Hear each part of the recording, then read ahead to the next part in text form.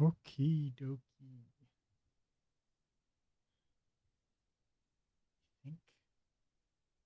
Think this is working. Oh, we're gonna do a test though. Find out.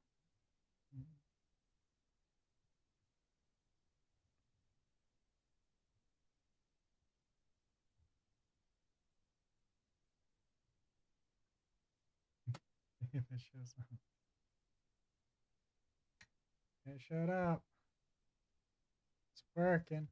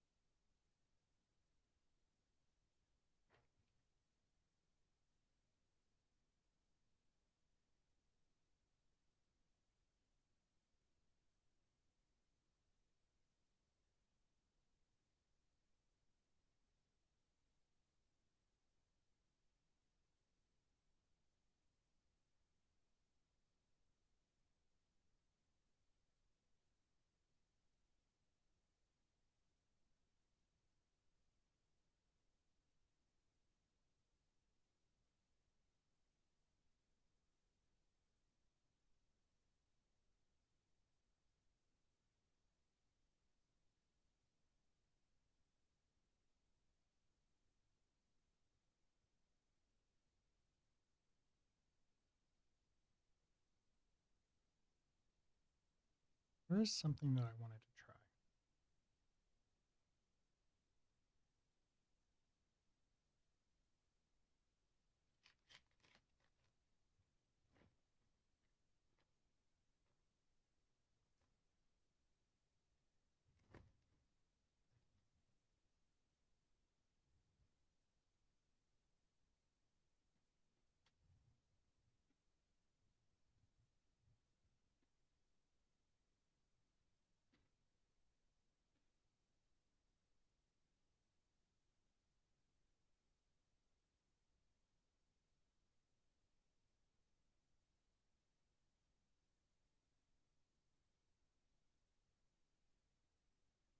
I want to say that it's one of these.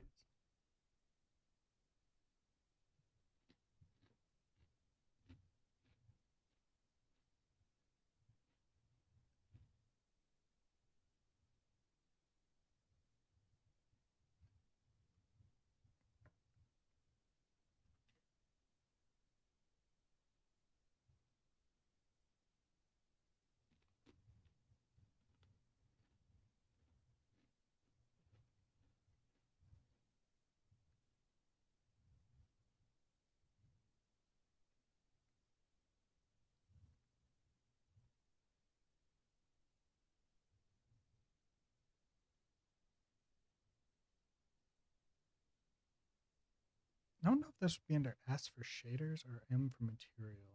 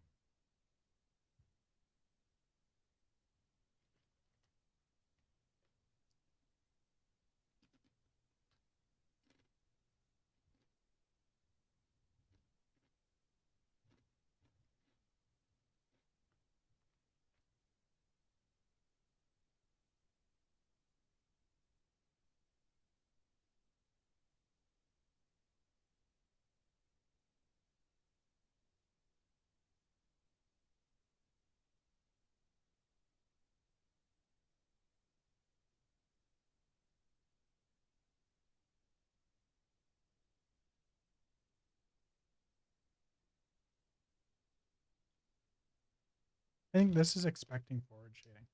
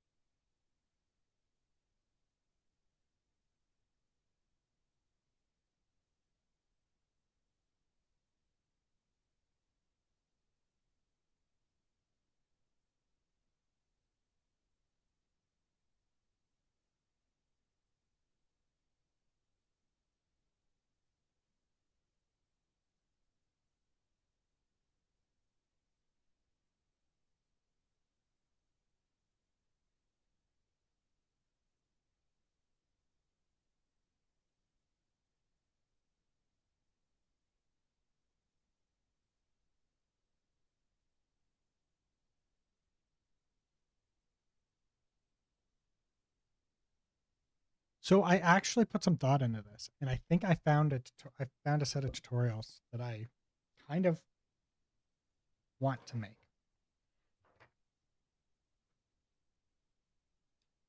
And it's explaining the limitations of going blueprint only and why you should probably do C++ with Unreal. And then demoing how easy it can be to do Unreal C++, right? For the things that people are usually utilizing just blueprints for, right? I think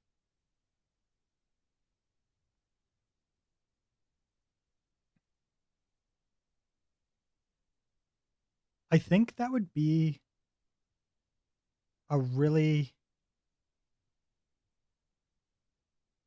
nice beneficial thing, right?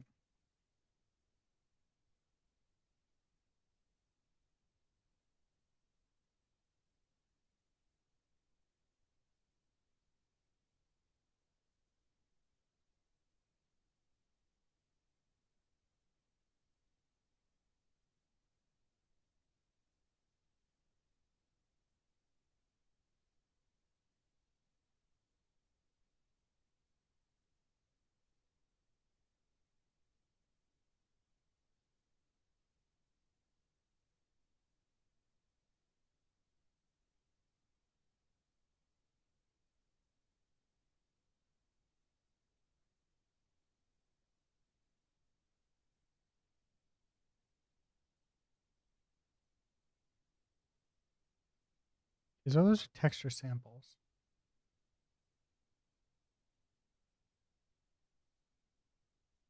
That's a normal texture sample.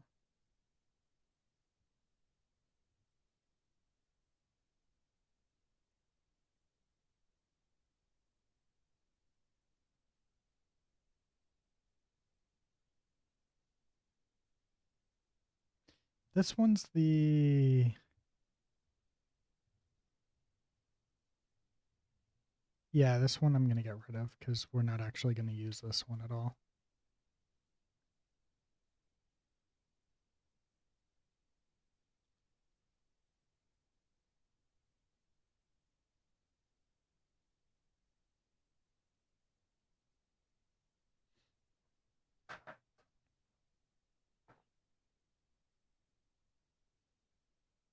If you were...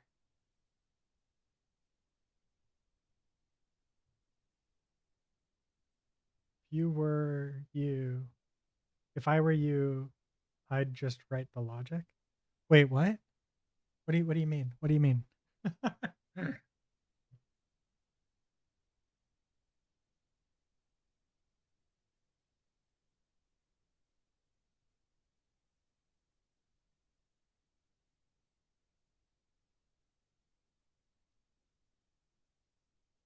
Well, so like the thing is that like you don't need a lot, right?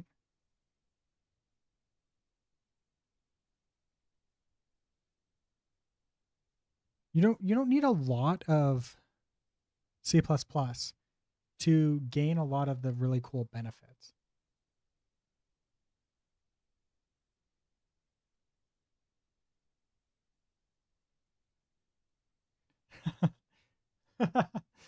That's fair. But like the main ones that we look at, right, is like if we look at Unreal Engine game mode API. This one, it's this one. Yeah, here. Right. So this has some stuff in it that is not available through blueprints. Right. So you have your delayed start, which is available everywhere in blueprints, stuff like that. But the important stuff is going to be the functions.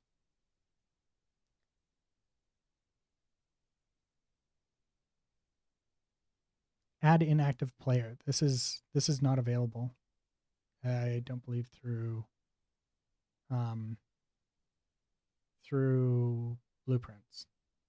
Or is it? No, it's yeah, okay. So this is not available through blueprints. Neither is this broadcast here.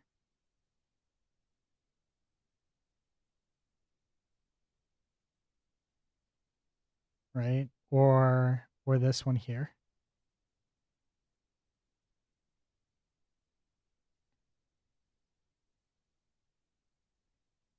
Transition in progress, right, is not available, which is the end match, right? Well, no, this one is available through blueprint callable. So it can be called in blueprint, but I don't think that it's overridable in blueprints, right?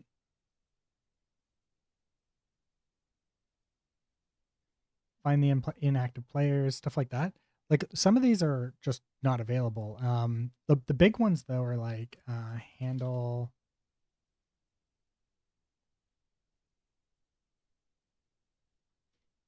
There's some handles that are not available. Here we go. The protected one. Handle leaving match. Match aborted. Match has ended. This one's an important one here. This one's not available through blueprints, right? Has started. Handle matches waiting to start. Stuff like that. So some of these are not available, right?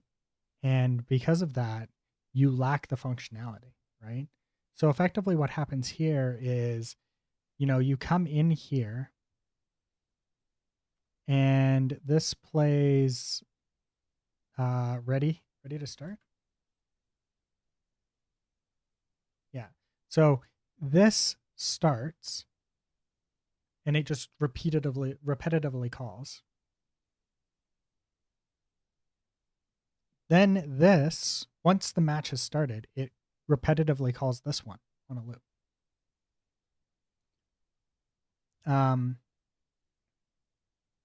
And then when match has ended, it returns true.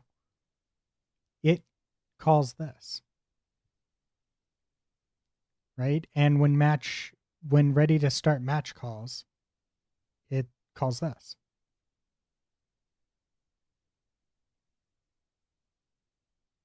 So when the return value of either of these is true, it actually calls one of these functions, but you don't have access to these inside of blueprints.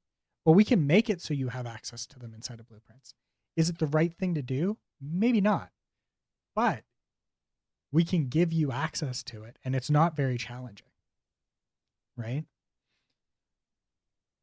So I was thinking doing stuff like that where it's like, hey, here's your introductory to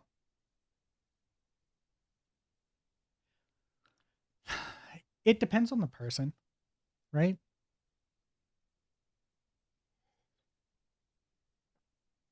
But if you could have a function, right? So like if I come into here, here, yeah, and we come down to handle game has ended, right? All I have to do here is if I go like this is supposed to be protected. If I come into here and I do u function blueprint implementable event or something like that, right? And then we do void BP handle game has ended, right?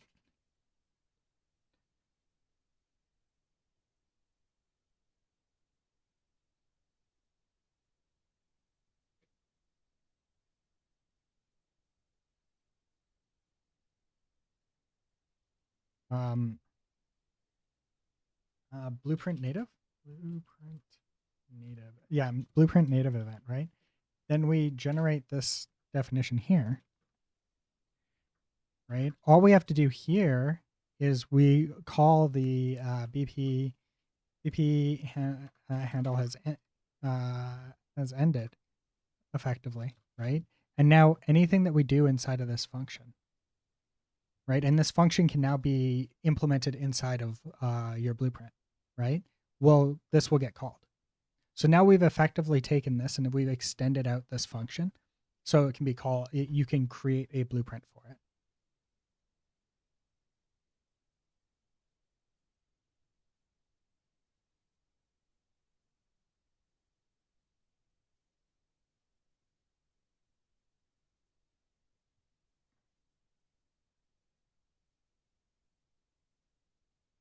Does that make sense though?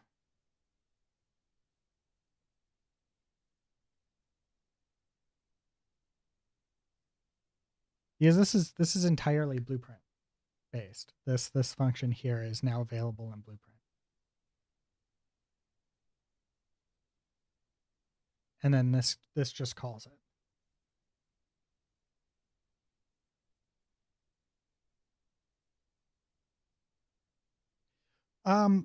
To some degree. So what happens is that like this here, right? Because this is not this is not a this here is not a blueprintable function, right? So you have no access to this function inside a blueprint. But if we want to give you access to it inside of a blueprint, right? All you need to do is add a function that is accessible through blueprint. And I believe it's blueprint native event will allow you to create an event that overrides it, right? In blueprint.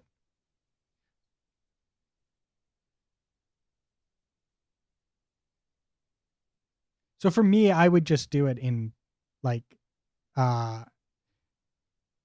in C++ because it's just easier for me, right? And that's probably where I'm going to end up doing it anyways for my stuff. But that doesn't mean it's right for everybody, right? But it's effectively what it is this here is a blueprint. This here is effectively a blueprint native event, right? So if this here had it, we could override through this and we'd get a blueprint. We'd have our event, right? And then we could expand that however we want. And then we just call that blueprint event inside of our handle game has ended. And then when you're ready, you can switch information back and stuff like that. But this is like the most basic system that you would want in order to be like, hey, there's something in the C++ land and I want access to it in blueprint land, right?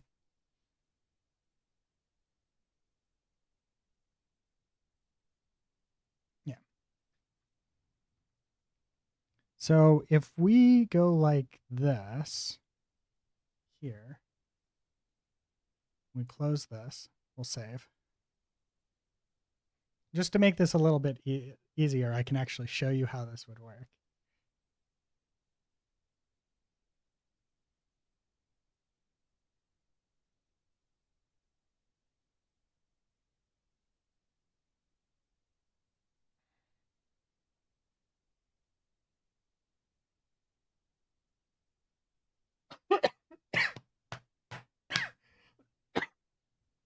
Ooh. Choking on coffee is not fun.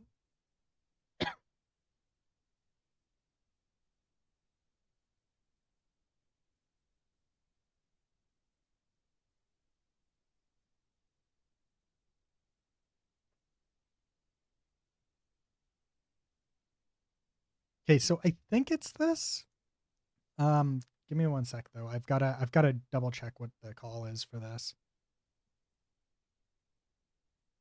How do I call a blueprint native event in C++?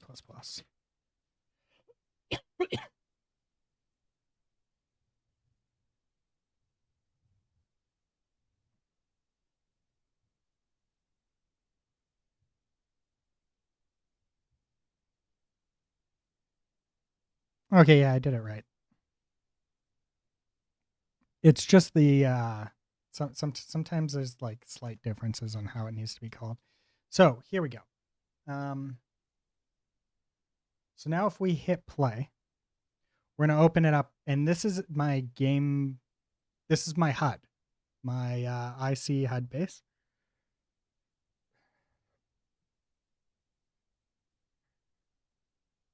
Which is not actually the one that I kind of wanted to change, but we'll deal with it for now. This is the one that I wanted to change.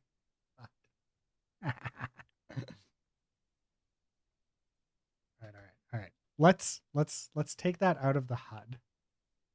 Because that's not what we wanted. We didn't want it in the HUD. We wanted it elsewhere. We want it in the game mode here. Yeah.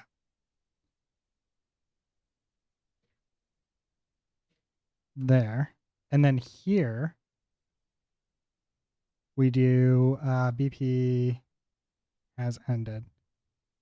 Yeah, there we go. And then we can close this and rerun this, and we'll have what we're looking for here. We do want to do this though, because we don't want that, and we can get rid of this and this. And then when we hit play, we'll get exactly what we're looking for here.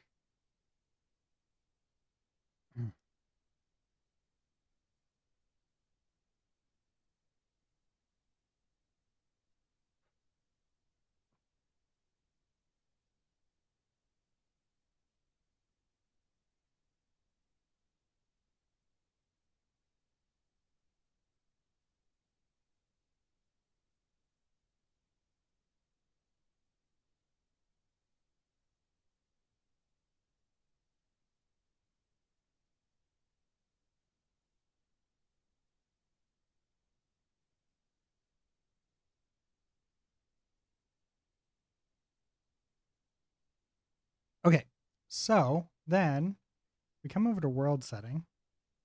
We're going to take this time attack here, which is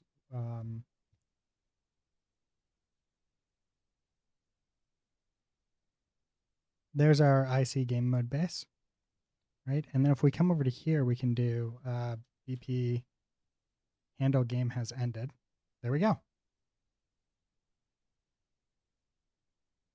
Print text.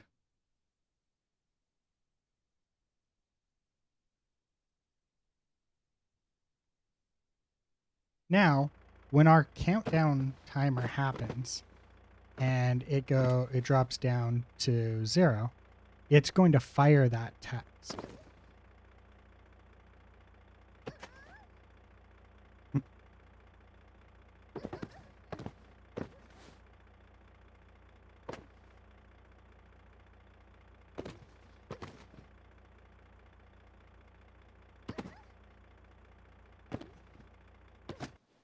There we go. You see the hello that just popped up there? But we can also have it do other things, right?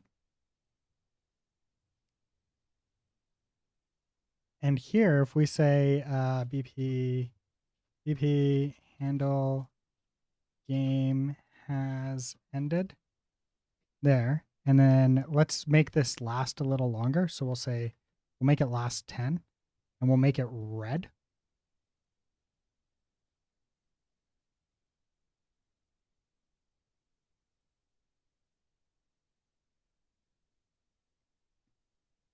So now it's going to last a really long time, right?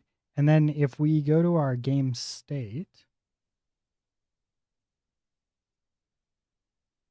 we can come into here and we'll say time. Instead of 30, we'll say 10 seconds.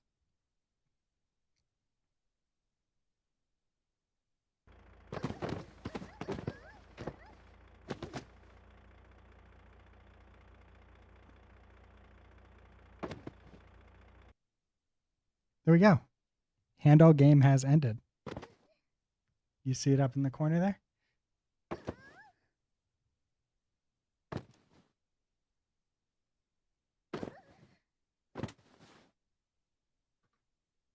Right? So now effectively what we've done is we've said, hey, Unreal doesn't want to give me access to this. but I want access to this. So I'm going to give myself access to it.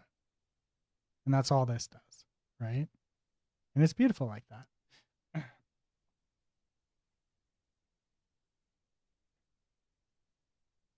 Now, of course, you should be careful because these have a cost to them when you run them. Because it has to do an interpretation layer effectively to translate from going from blueprints to C++ and from C++ to blueprints and back from blueprints to C++, right? On the entrance and exit, there's a cost to it. And that cost can be expensive if you're doing it every tick. And these some of these might happen every tick. This one doesn't. This is a one-time fire thing. But only after it returns true or whatnot, right? For that one specific function call. So it's just a nice way to like extend out functionality that Unreal doesn't give you out of the box, unless you're doing C++. But it also shows people how easy it is to extend your existing code base using C++, and that you don't need to do all C++ just because you need a little bit of C++.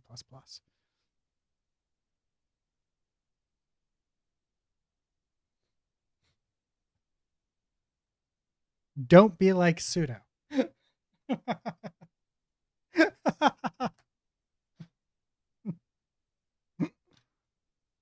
That's the number one takeaway. How was the rest of your day, by the way, Leaf? Oh,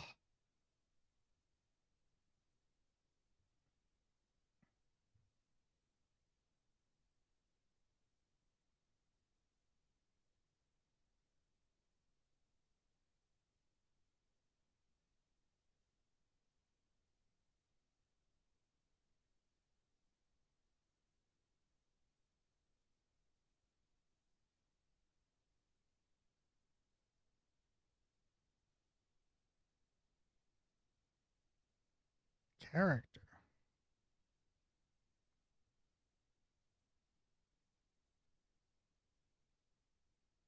Tune shitting. Let.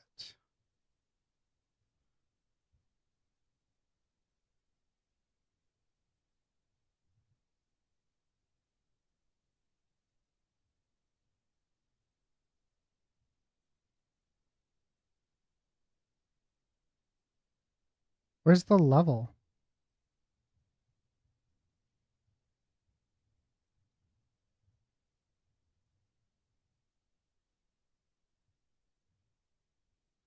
Ooh, look at the hair.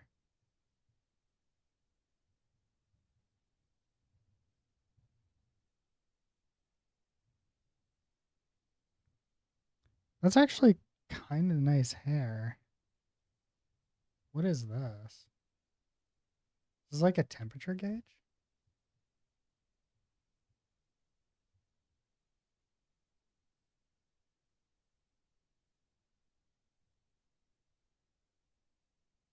Oh, here we go.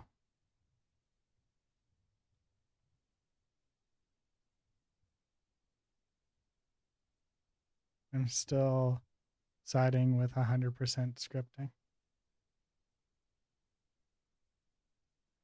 Oh, I'm with you.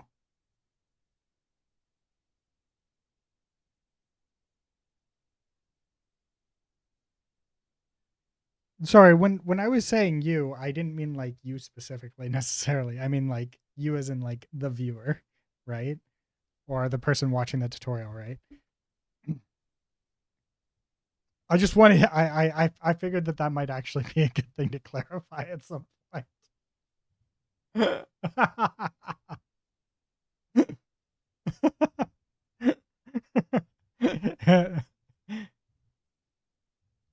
um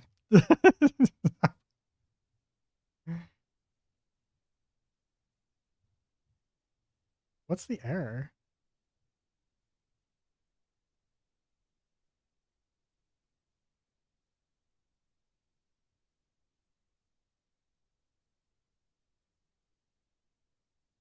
What?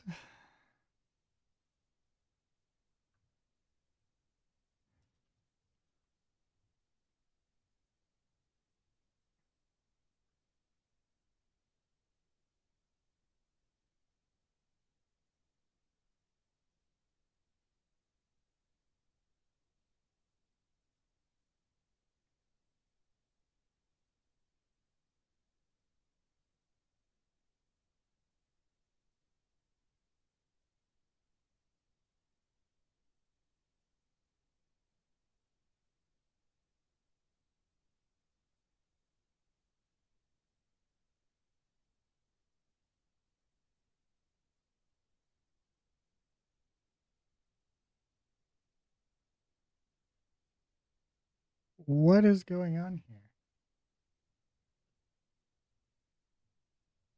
Oh, these are supposed to be jump and all of that, and I don't think that I have them because this didn't come with anything. Input. Yeah. Okay. Yeah. That makes sense. I was just like, I don't know what the fuck is going on here.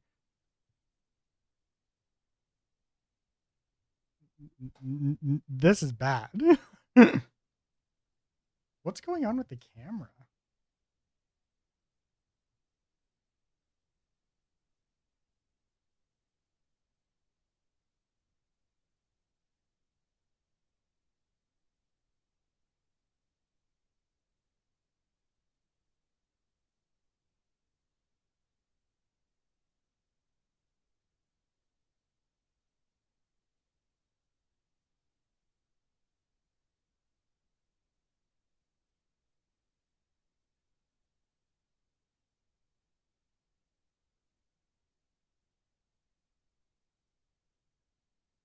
My default pawn should be something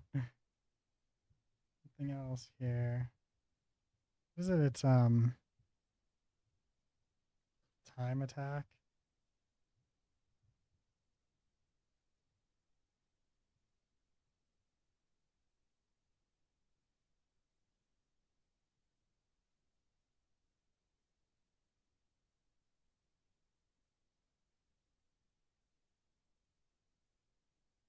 I do not know what's going on here, and I do not like it.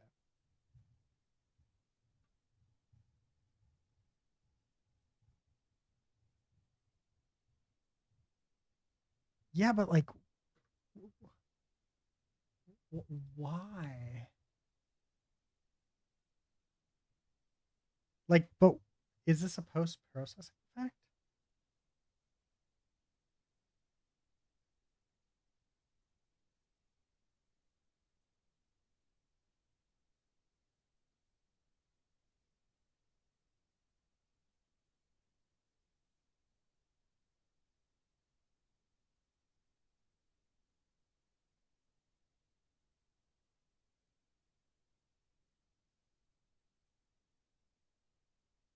Your game camera is fine, but the editor camera has. Yeah, but how do I fix that?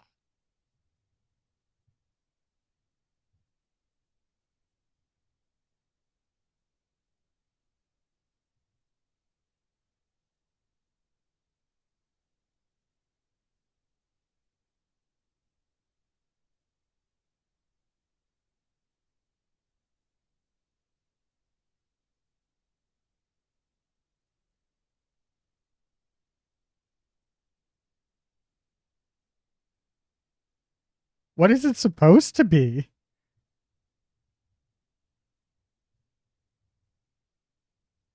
Why does it keep changing like that?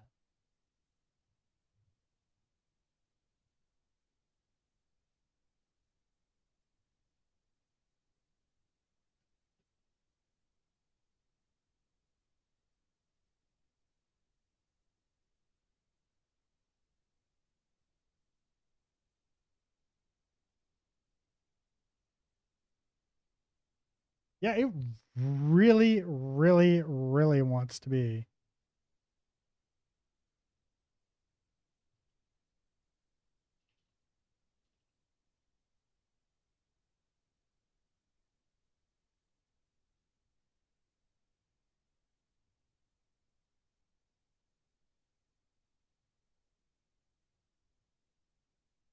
Um, Not on purpose.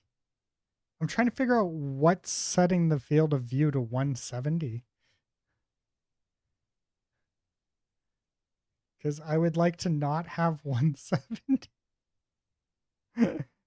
Try going to 75 and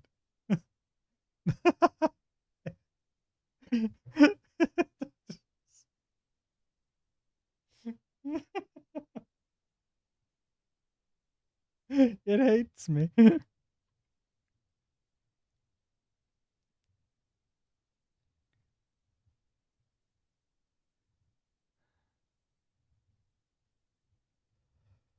Oh.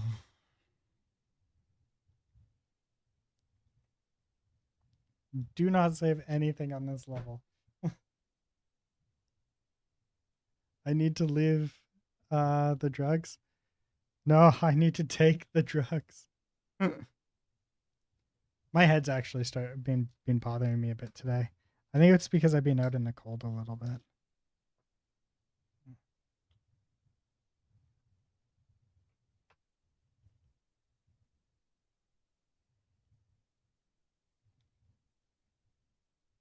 I cannot wait till Wednesday. I imagine it's going to be a painful day, but whoa, whoa, whoa, whoa, whoa, whoa, whoa, whoa, whoa, whoa.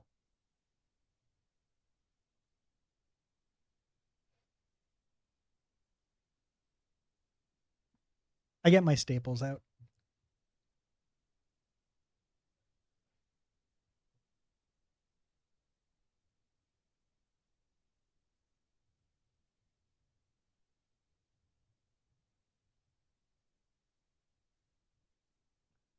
I'm assuming that it's a bug.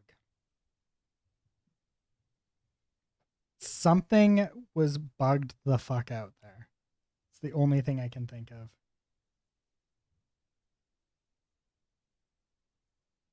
Yeah.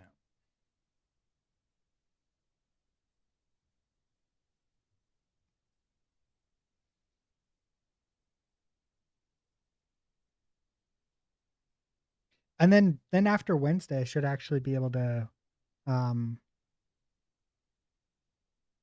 wash my hair myself without worrying about accidentally trying being too rough with my staples or anything like that.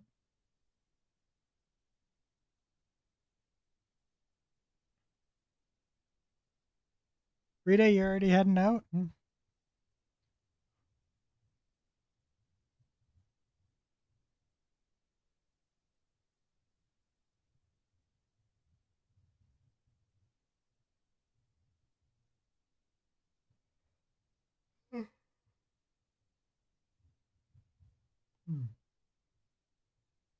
Well, thank you for stopping by. Thank you for stopping by. It was good chatting with you.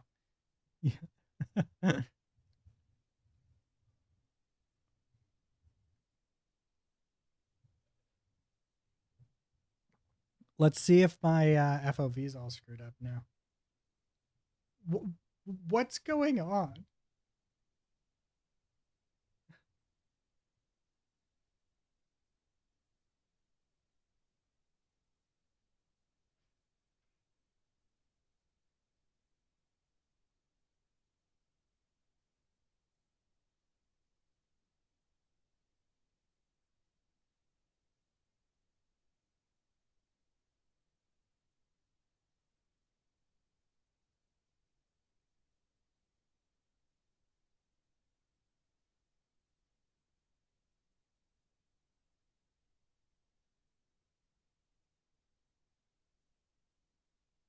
I don't think that it's this.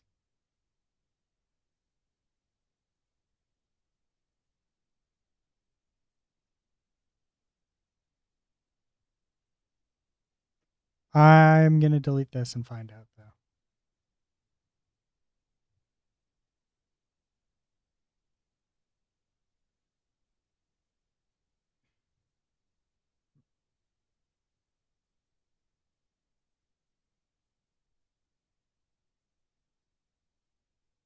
I'm going to be so annoyed if this is actually broken now.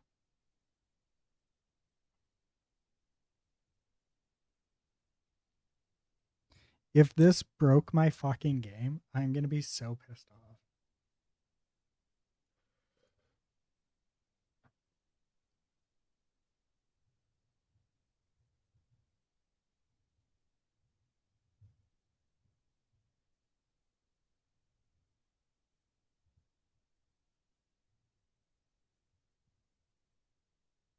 I've I loaded one of the tune shaders and then it started happening.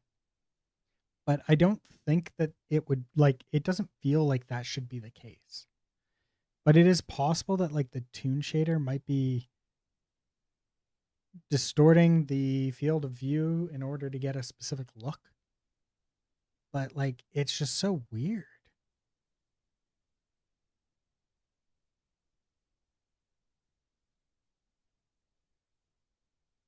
I don't know.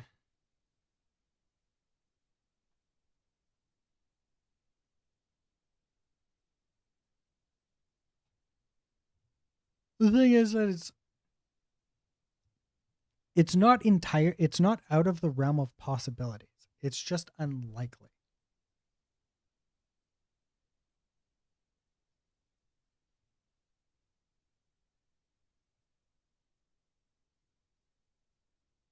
And it looks like that was actually it.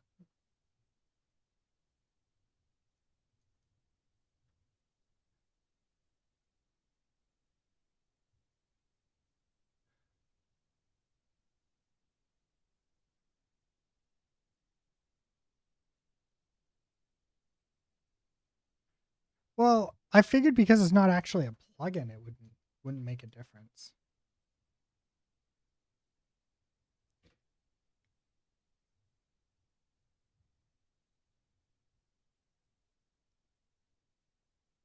Hmm. I'd have to find it. Hmm.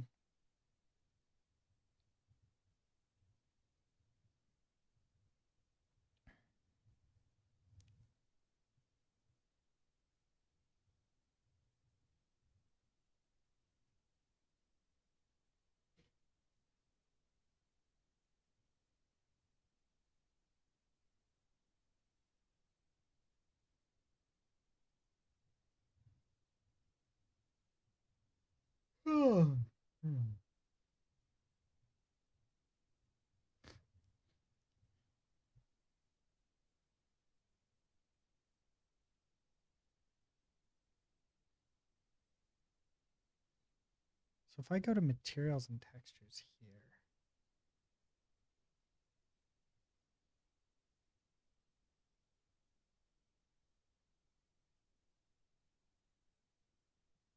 I think this is probably the one that I'd want.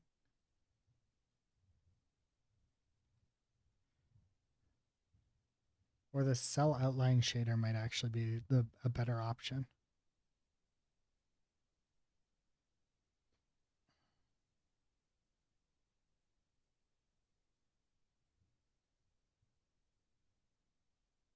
And I think I've got this set for. Oh, this is shield. Interesting. I thought I had it selected for shaders.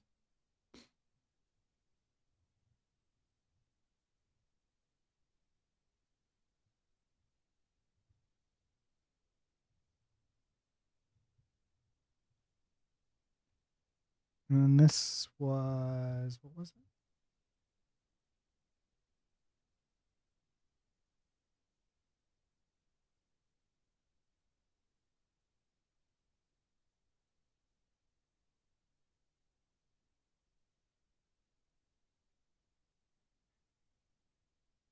The field of view, though, we do need to warp a little bit as we're driving.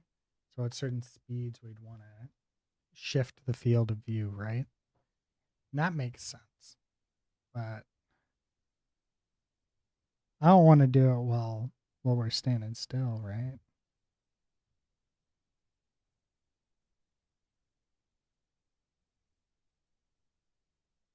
I think this is the one that we just did. Okay, so it wasn't even this.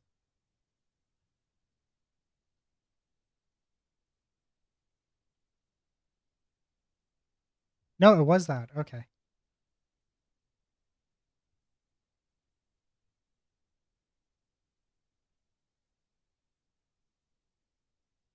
Well, we figured it out.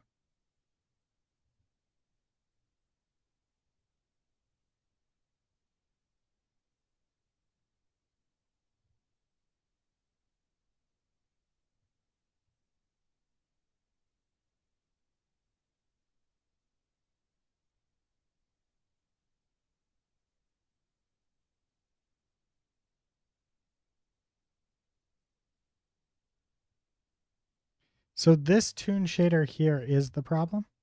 So we want to delete it. And this is probably going to crash now.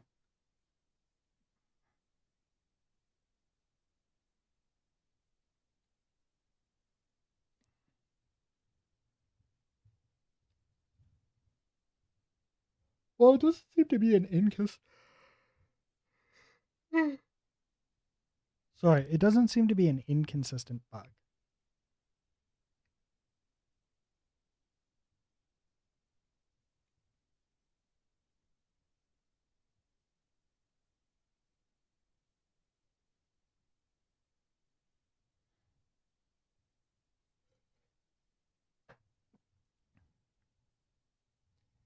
And we should crash. There we go. So that crash tells me that it's actually injecting something in there.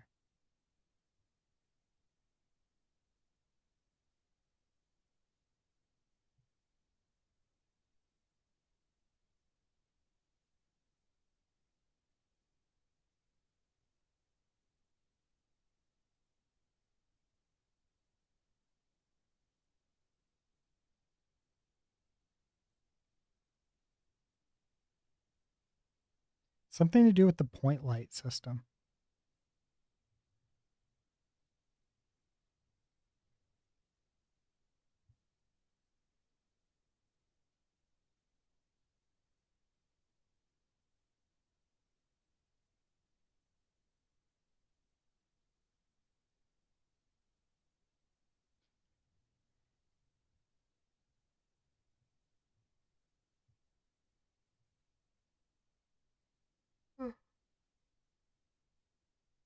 Hmm.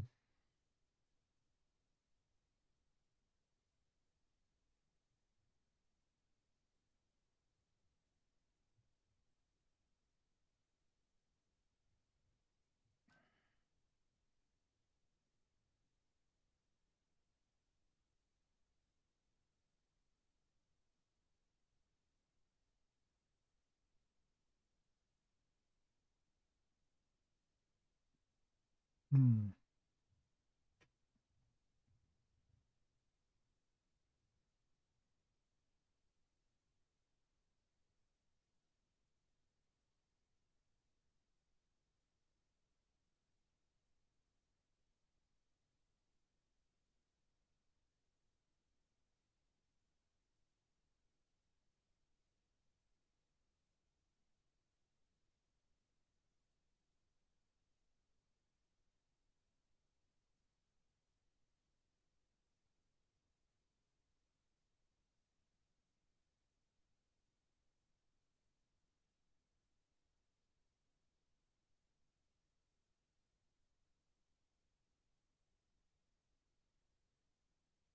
I think this should crash.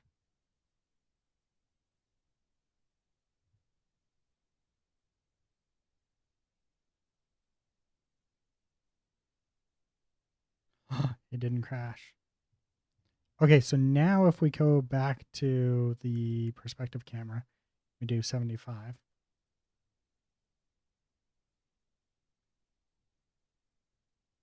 Okay, we close it.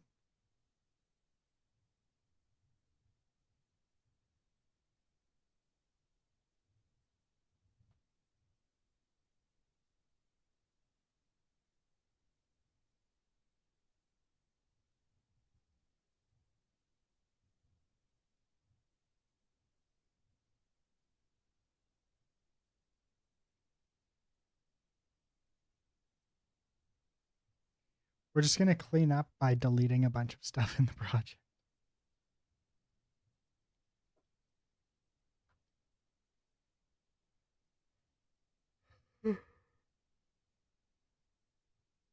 Because we should be able to get back to normal.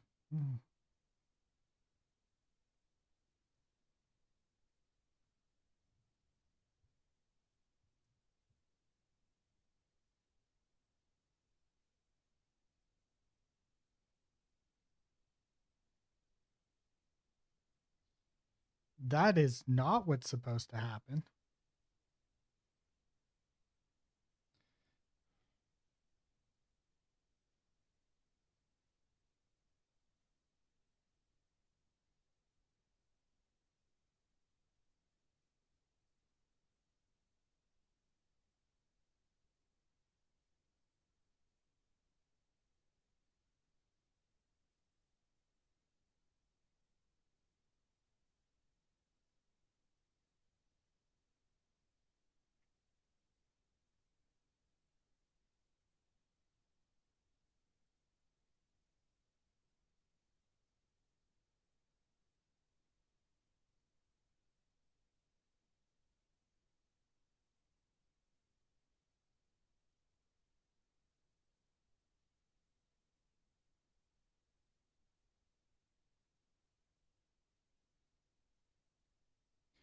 Okie dokie.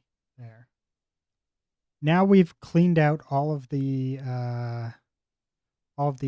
weirdness, and this should put us back at a good spot.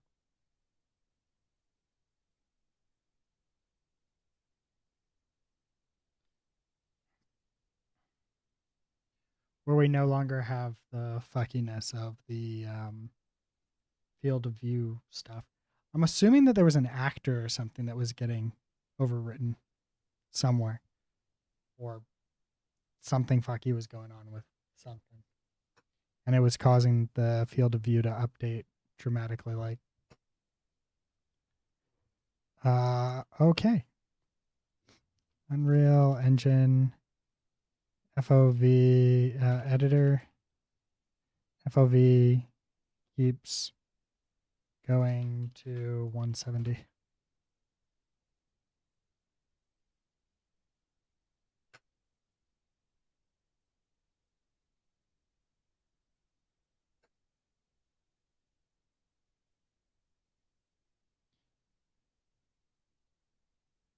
Oh, maybe it's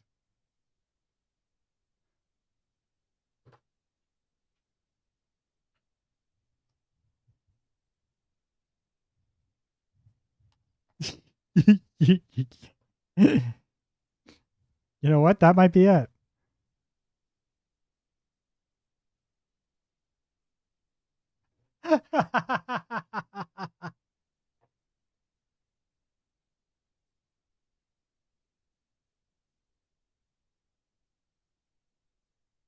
Oh, hey, I can actually read the code this time around. Nice.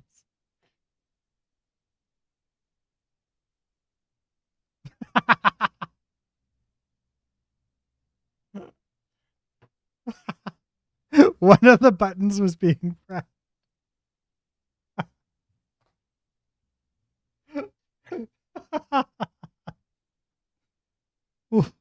One of the triggers is a POV change.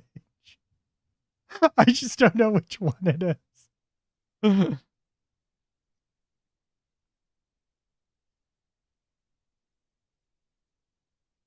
There it is.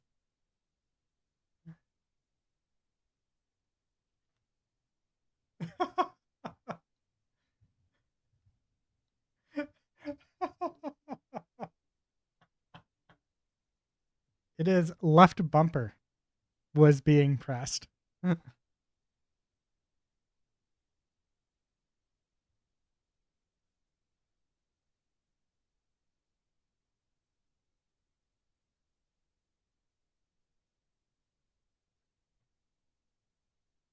Steam controller? Why a Steam controller? What's the point? Is it just like the ergonomics of it or something?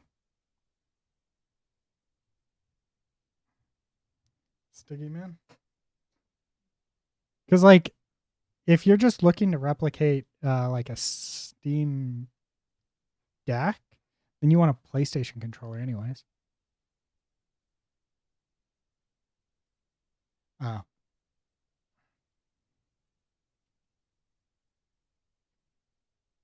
What does it have that you need for RTS?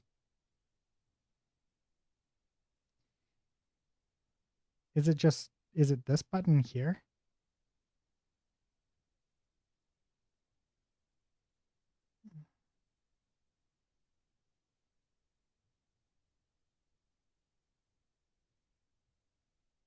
Hmm. Interesting.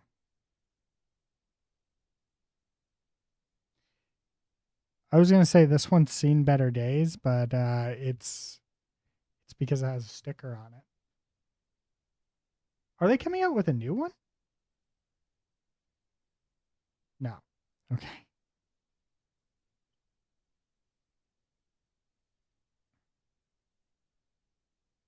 Touchpads. Does the I guess like I guess the PlayStation one doesn't have it. But yeah, I can imagine these are pretty expensive now. Holy shit, $500.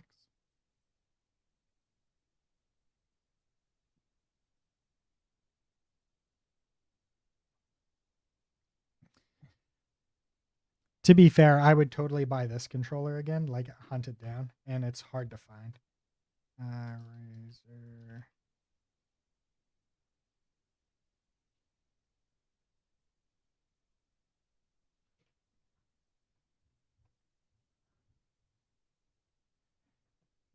Mm.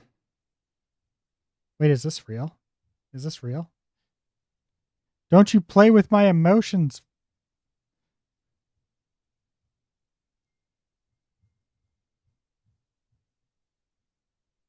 Oh, it's not okay. It is specifically this one, I think. Well, this is like the more advanced version of the one that I have, but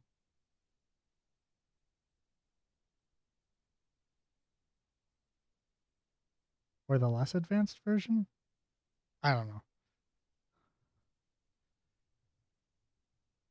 But yeah, now you can only get the V3 and the V3 fucking blows. It's not good. Not compared to the not compared to the V1 and V2. The V2.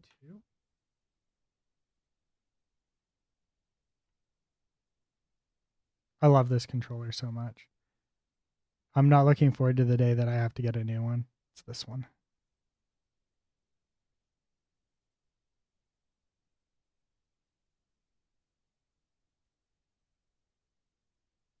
It's like the greatest controller ever made. If you're looking for an Xbox controller.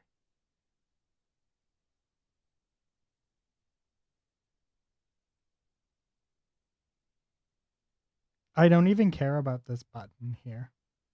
The thing that I care about the most about this specific, because it still has like these like quasi like mechanically buttons, and it has these annoying pads on it that I don't really like. But but it has this, and this connector right here is what I really want. It's so well made. It just works. I've had it for forever, and it just works.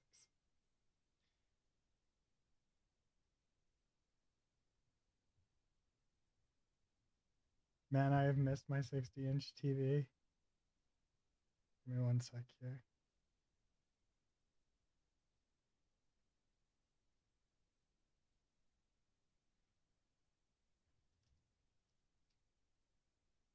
Kept on chugging like it wasn't off.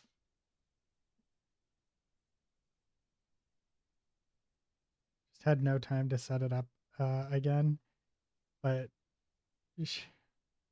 Shield just kept on chugging like it wasn't off for 3 months. Hopped right back in on Jellyfin. Nice. Good software is hard to find. It sounds like you found some good software. Here's the controller. I love this controller. I want like 6 backups of this controller alone. It's just next to impossible to find. I would send this controller off to get repaired over and over and over again. My girlfriend just messaged me and now I want food. I can't remember what Jellyfin is.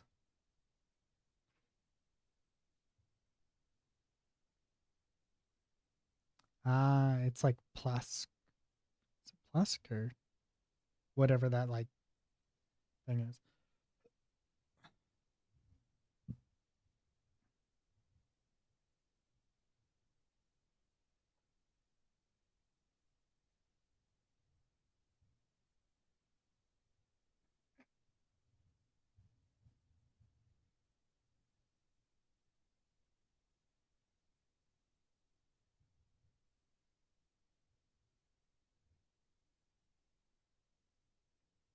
Give me 2 seconds. I'll be right back. Wait. Shield, the NVIDIA TV box is rather expensive, but it has HEVC 10-bit natively. So I had to have it. Plus, it helps that I can have a smart TV that is not fucking connected to the network. All it does is eat the video from the Shield and pass along the audio via Toslink. Toslink's always nice to my surround speakers. That is beautiful. Give me 2 seconds. I'll be right back. I'm just going to go put some food on real quick.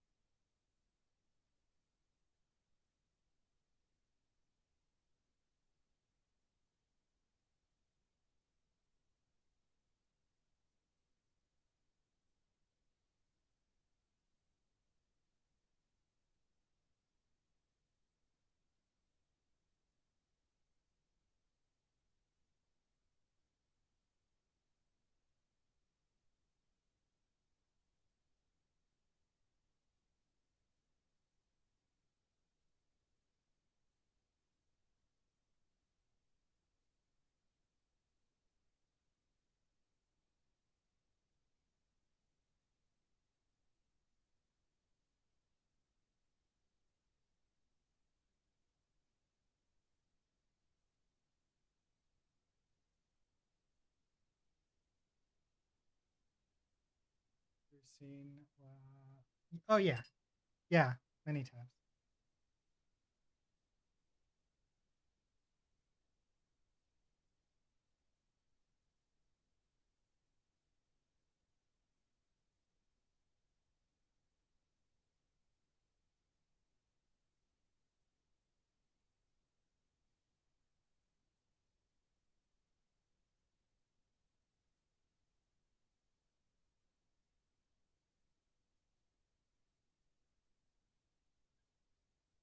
I think it'd be interesting to make one out of an Arduino.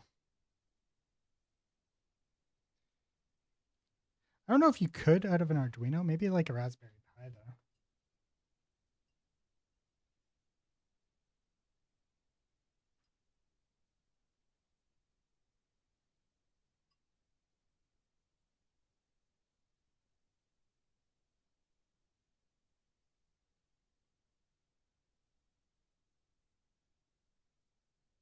Hmm.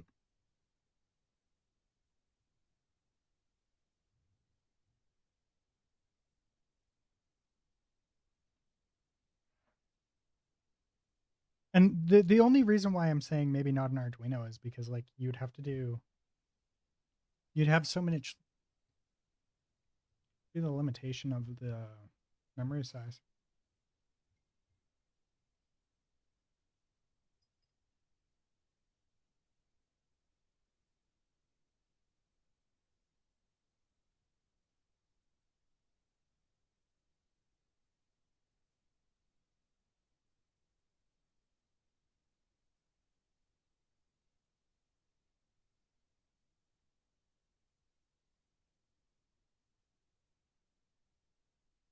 Hmm.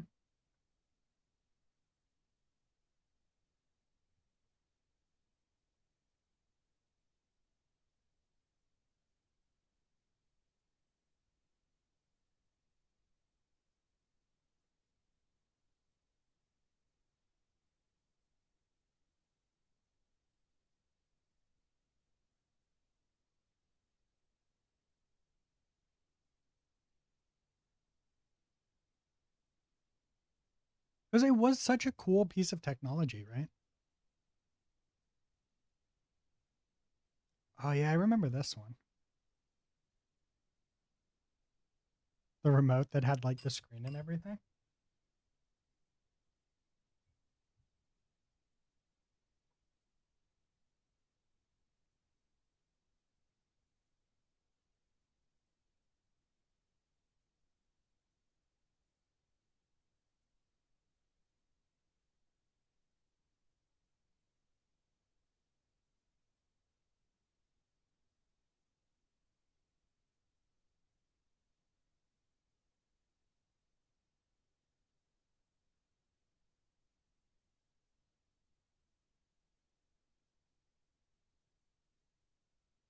Hmm, maybe? I don't know.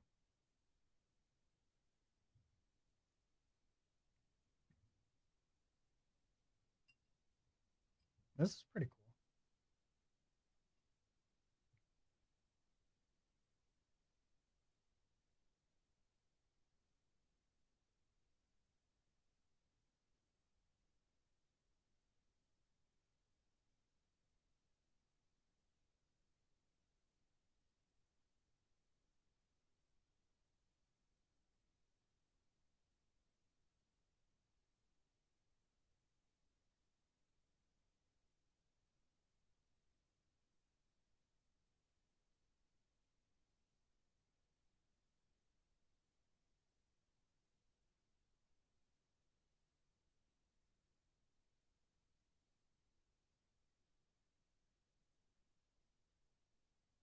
Yeah, I guess the hard thing is figuring out the controls, right?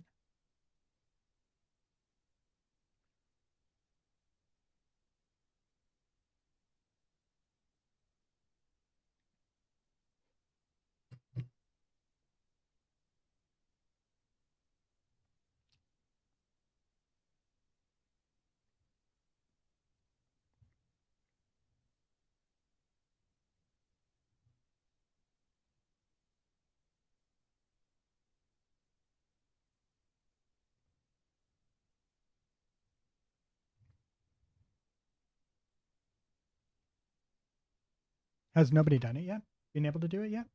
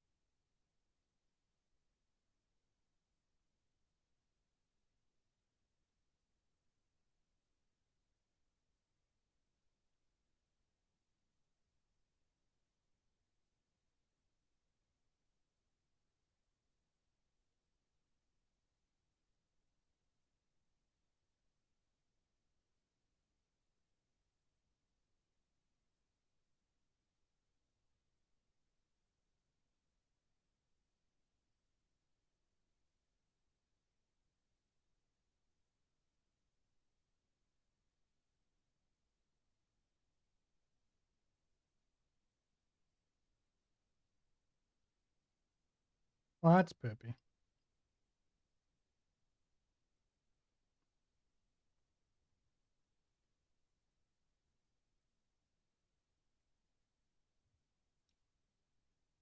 I'm surprised that people just haven't rebuilt it.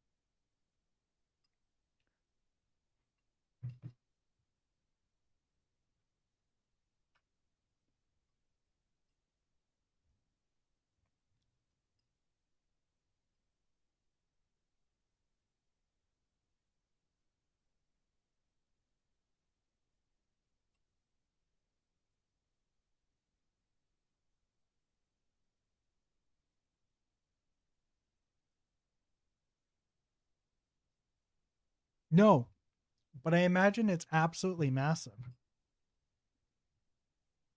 But that's not why I said that.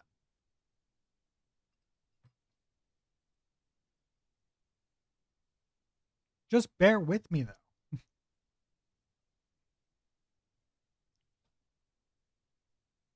We have done more intense things as a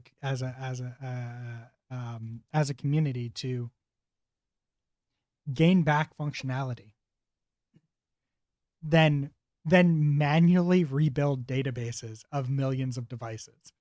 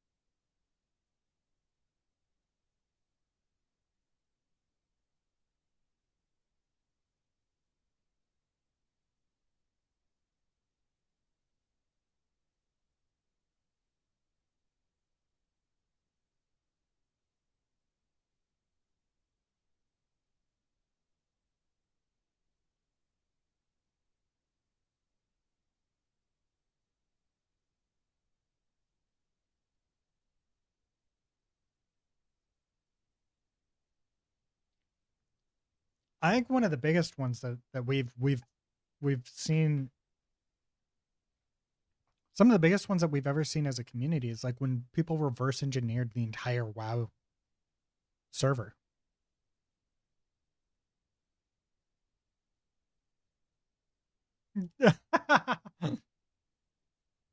Like WoW WoW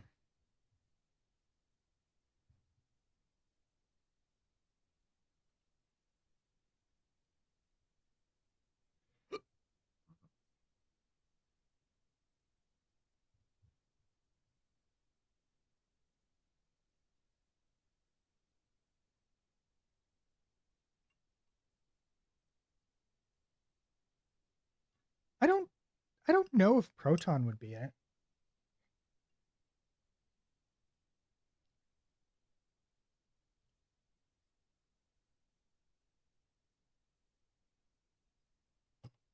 Like, don't get me wrong, Proton is huge.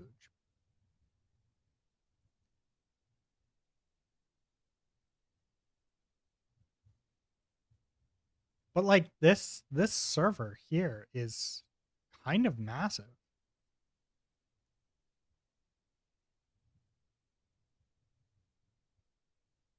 This is like an entire MMO server just for World of Warcraft. Right? And it is literally just the World of Warcraft protocol. Mapped in so it works on the server and works with the client and everything. Like it's a drop-in replacement for the WoW server. And I think this is like by far one of the things that I would say is the most intense things that I've ever seen built by a community. like a community, and there's no money. Like there's no big companies putting money into this. I say big companies because there are companies funneling money into this, but they're all like Turtle Wow and stuff like that, and the other like big private server people funnel money into this because they use it. But as a whole, it's actually like it's pretty intense what they've been able to do here.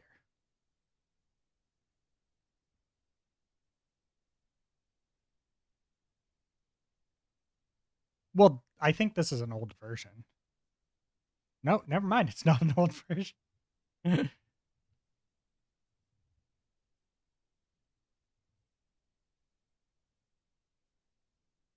Huh. Interesting.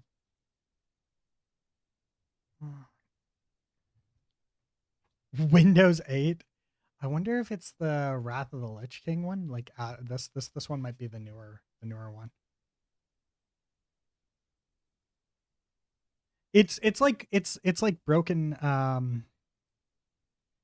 up into different pieces, and there's different it's kind of different like server versions and stuff like that for the different parts and stuff like that. So I'm not sure exactly which one's which and stuff like that.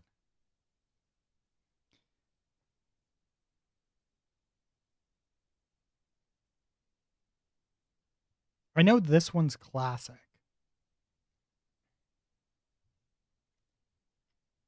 So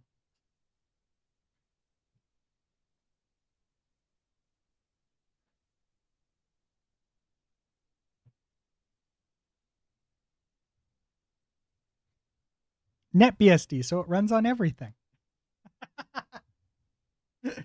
Have you guys ever seen the NetBSD tables at conferences? They're always great fun.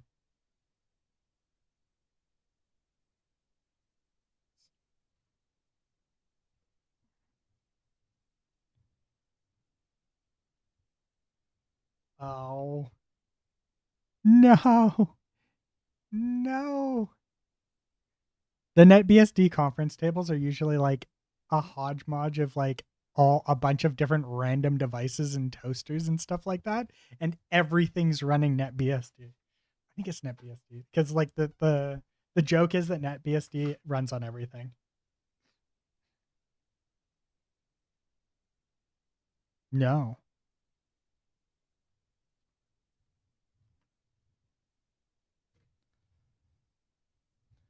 not one of these ones, right?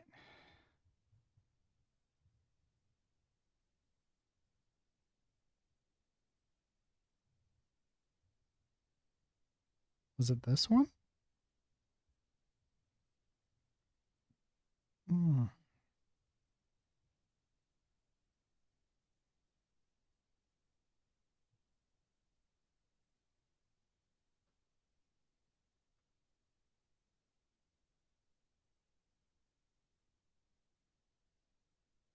Oh, the yeah. Yeah, but in the same vein, so could the Nintendo. Was it the Nintendo or the Super Nintendo that could do over the air gaming? It was one of them. I want to say that it was the Nintendo, not the Super Nintendo.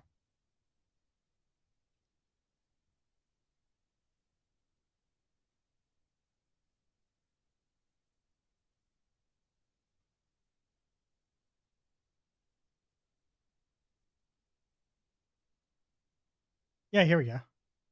Like it actually did work.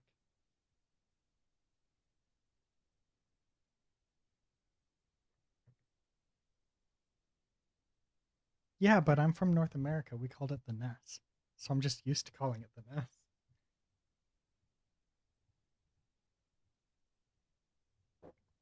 Because it was the Nintendo Entertainment System.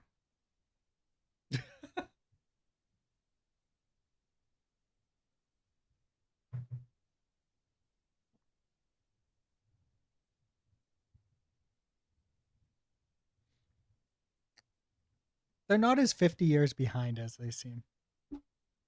They've started catching up. It just like depends on like what area we're talking about. That's not surprising. I think okay, so that might not be entirely true. That might be old karaoke companies are still using Laserdisc.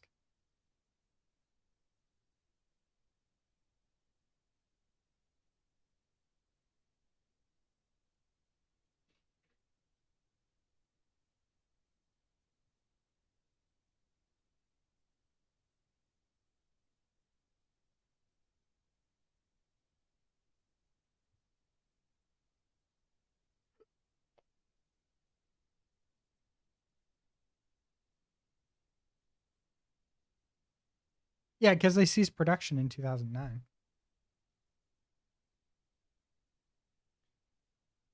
Oh yeah, some the Doomsday duplicator is in my city.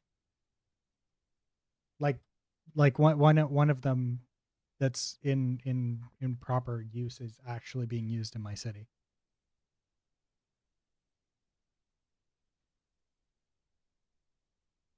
I think it was the Doomsday duplicator, right? That's the one that like allows you to like do the really intense ripping from Laserdisc, right?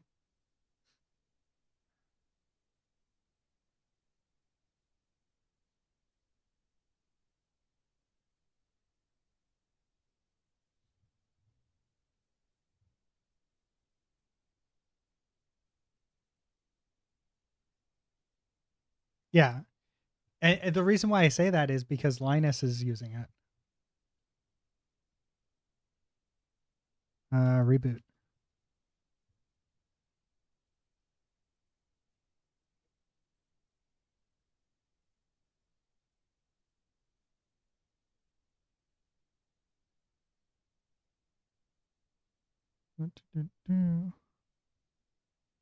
Linus.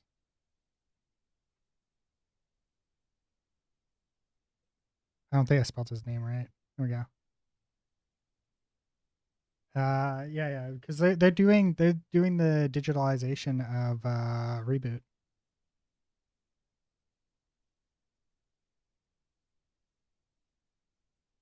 Because they like bought the rights to it or something like that.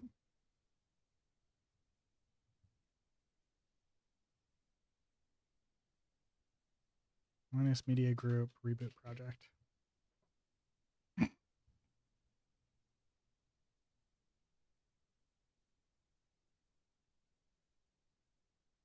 Reboot remaster update? Yeah, we could talk about that. Did we talk about that on the show, Dan? Yeah. So these guys live in my city, right? So didn't know. I don't follow along much anymore. Yeah, I don't follow them like at all almost. I'm going to be honest, they don't produce a lot of content that I find particularly interesting. Just because I'm not really that involved in a lot of hardware stuff and they're very hardware focused and their software related stuff I don't find that interesting. Now, sometimes when they're covering like gaming news and stuff like that, it's a little bit interesting, but like I I don't find a lot of their gaming stuff all that informative.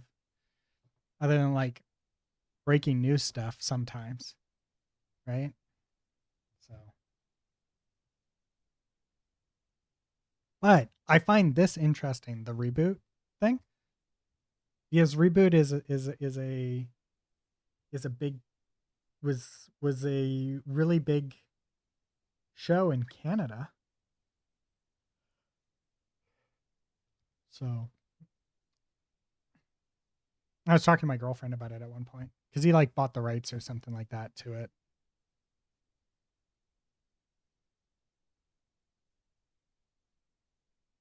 Minus sex tips. Yeah.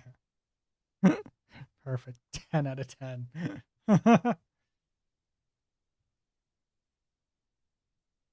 Hmm.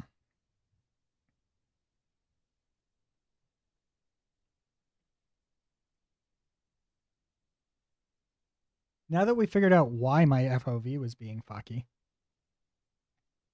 we can do this.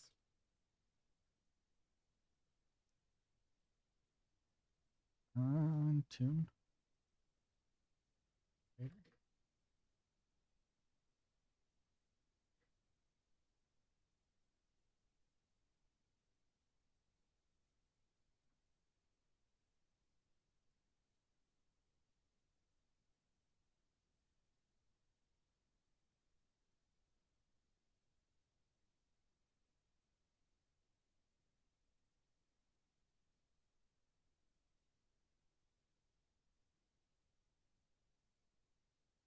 They're so special to me.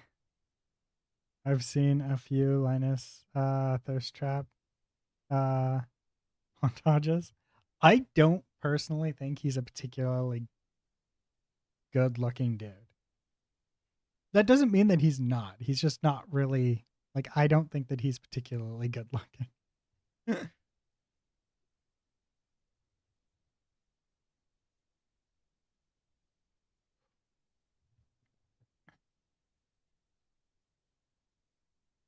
He's not a bad looking guy.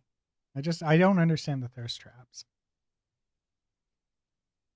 I also don't understand the thirst traps with, like, I don't think that Amaranth is particularly great looking either, though.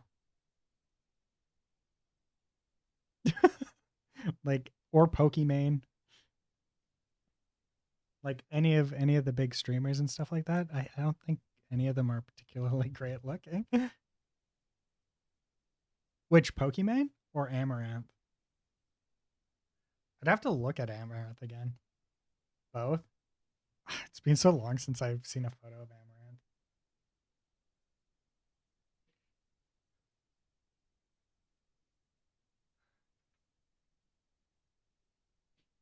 Yeah, I go to look her up, and the first thing that comes up is like her net. It tries to autofill for her net worth, and I'm just like, but I don't care, right? Like, don't get me wrong, she's not bad looking by any stretch of the imagination.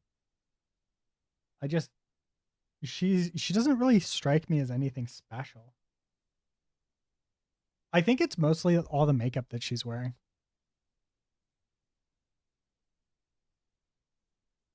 I'm more into the text, much more hardware and software focused, with everything being either made as an example of not what to do or what to do with code to share. One of his newest experiments was making a duplicator CD machine be able to auto rip 150 Blu-rays on its own. Neat shit. That is cool. That's actually really cool. I like it when they do stuff like that, but they don't do enough of that type of stuff for me to like follow their content, right?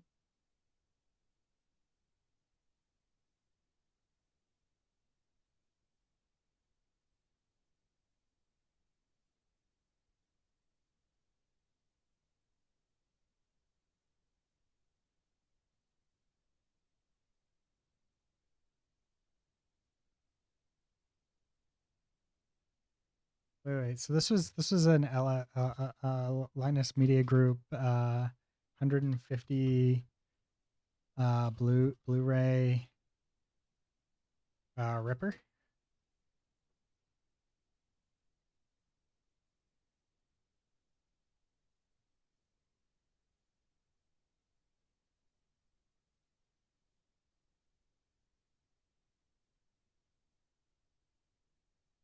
Automated 4K. I feel like this isn't it. What I'm about to show you isn't exactly legal, but legal doesn't necessarily mean something is right anyway, does it? It's legal to raise my subscription fees whenever they want. It's legal for them to control how I use my own account and the media I pay for. It's legal for them to keep showing me ads and steal my data when I pay for. I'm always looking for new and better methods for my archiving workflows, and one area I've never expanded upon has been optical disk ripping. Up until now, I've just used the drives in my computers or USB drives, but I've always had my eye on disk changers. In 2017, I did a video on the NEC slot loading changer, and in 2022, Wait, I feel like, oh no, I watched something kind of talking about this at one point. Not this video specifically, but something kind of talking about something like this.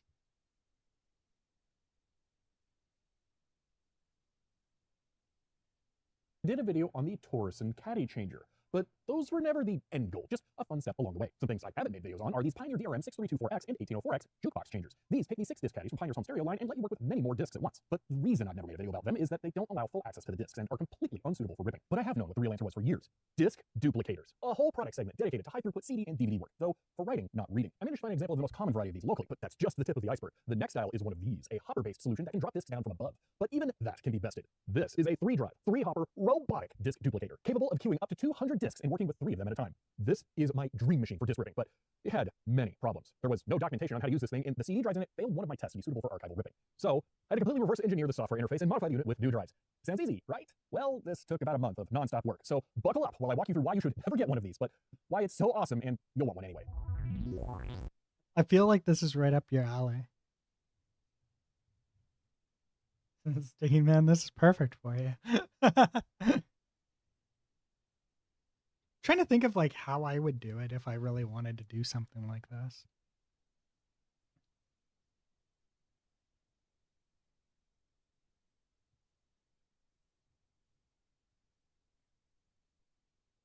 I feel like I'd want to build it myself.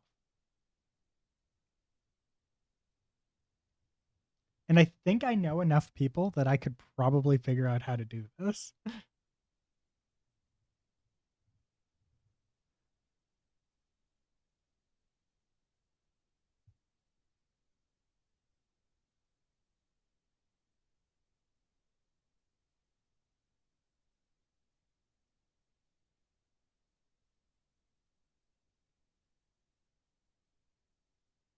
I guess like reasonably how many disk drives can you shove into a single machine, like Blu-ray drives? Because effectively you'd need to have some kind of big buffer for it, right? With enough throughput. Is it really only about 9? It's because of the data throughput, right? Does a Raspberry Pi have enough bandwidth to actually rip a Blu-ray?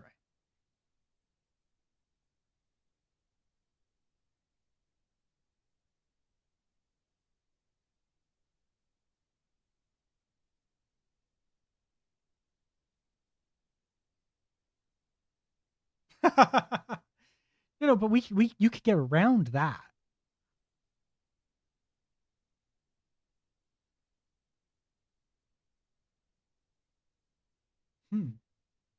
See, now that changes things.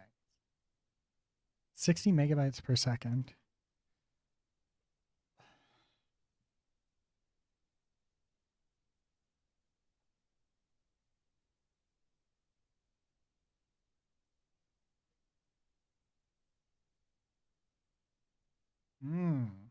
That's not good.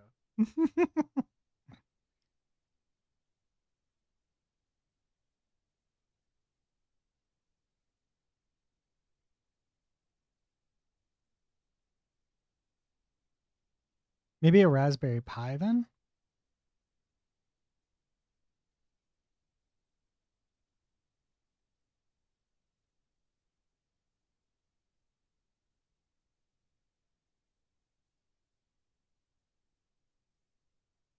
So the Pi 5 could do it.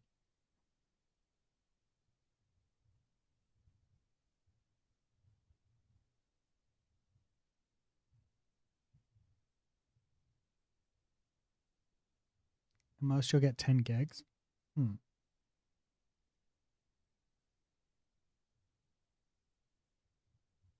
Yeah, but we've got to step this one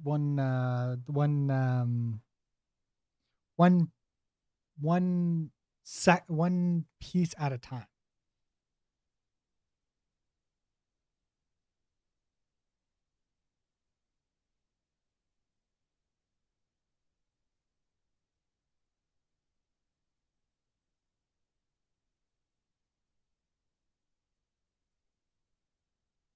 Because if we can get a sustained write that's fast enough onto, and it's say an NVMe drive, right? Now we're still talking about a lot of a lot of data, and just PCIe 16 to SATA backboard. Yeah, that's what I was kind of thinking. Or fuck SATA and just go NVMe direct, right?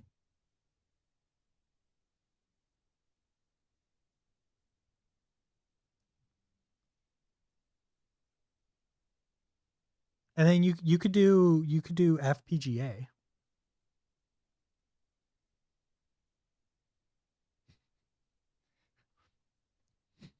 Make full custom hardware for this.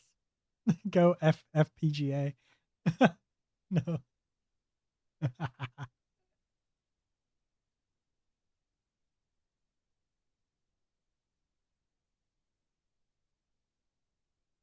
Oh, for the. Well, I was thinking just like interface directly within like an Arduino or something like that.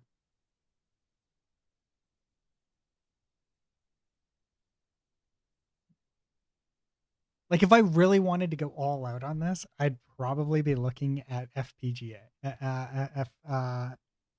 FPGA. Yeah. I think that's how I'd want to do it. Not because it would be incredibly difficult and damn near impossible, but it would be super interesting.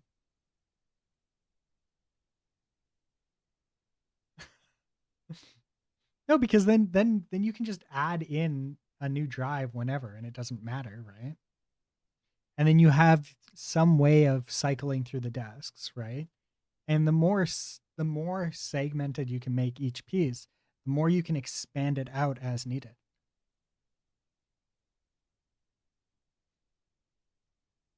Because like if you have like effectively a machine that can change one disk, right? And then you can just duplicate that for relatively inexpensive. Eventually, you know.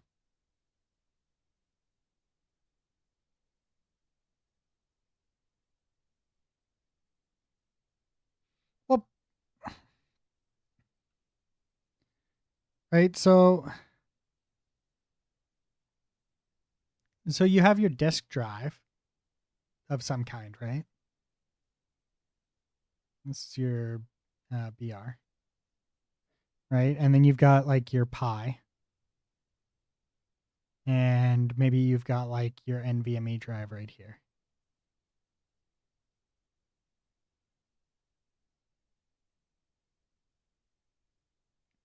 And this comes out, and now you've got your disk like that.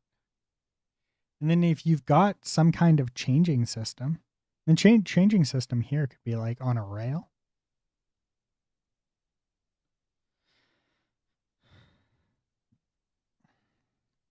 Right? Where it moves a thing, right? That's like this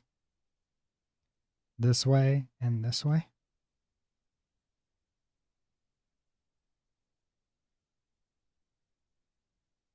Back and forth. And then like this here could be like a little arm that comes down and has some kind of suction on it that picks up the disc and places it in or something like that and presses a button or something.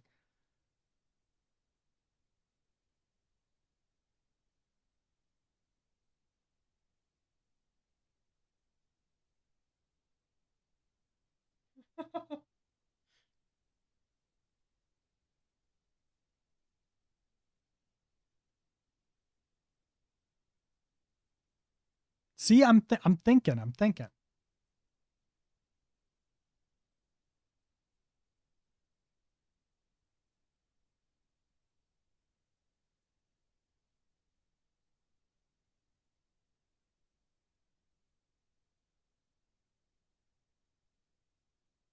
You need special PSP readers. But like you get the idea, right? And then you can have like a giant thing of them, right?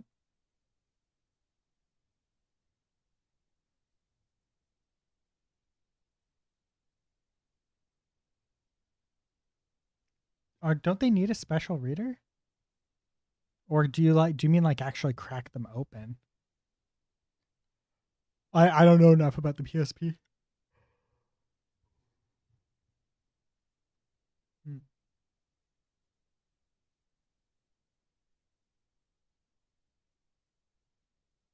Oh.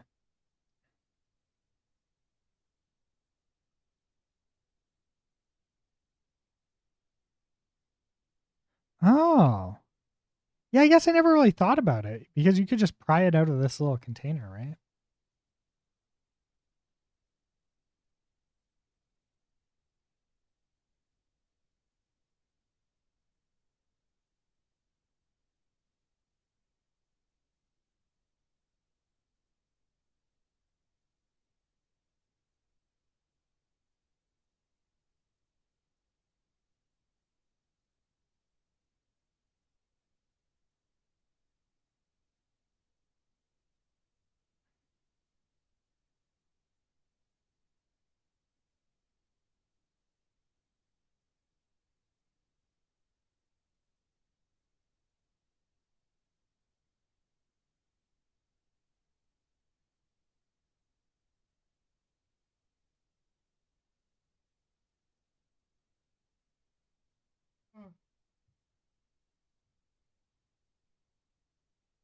Mm.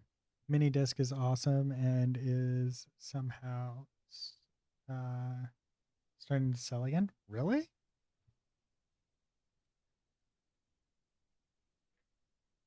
I totally.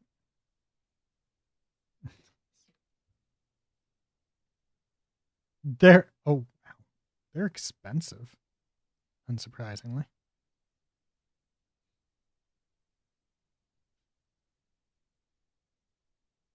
that was the weirdest image I think I've ever seen in my life.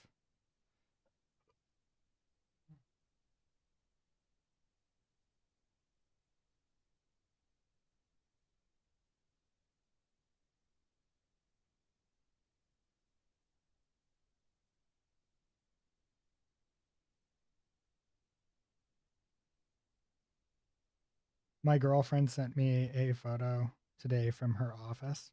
I can't show the photo, but I can show you what the photo is of.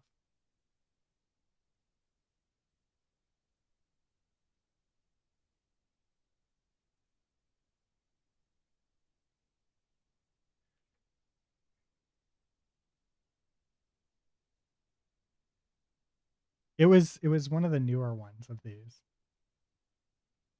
but it was like actually uh ThinkPad branded.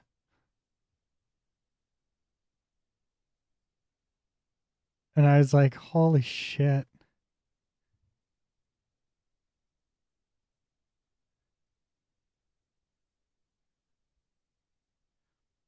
It was a USB one.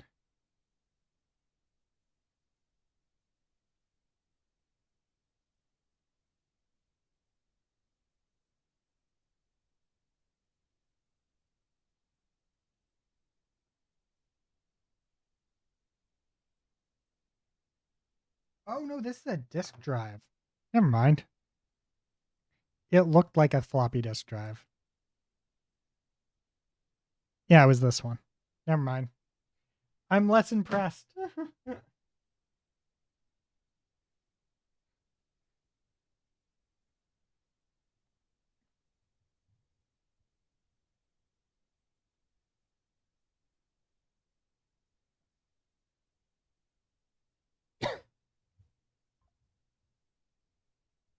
I was super excited.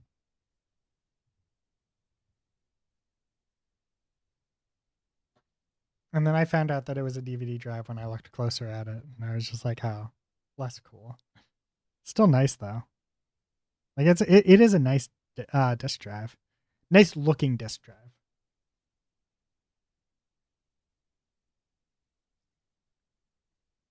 I have a disk drive around here somewhere so I can play PlayStation games. I just keep misplacing it.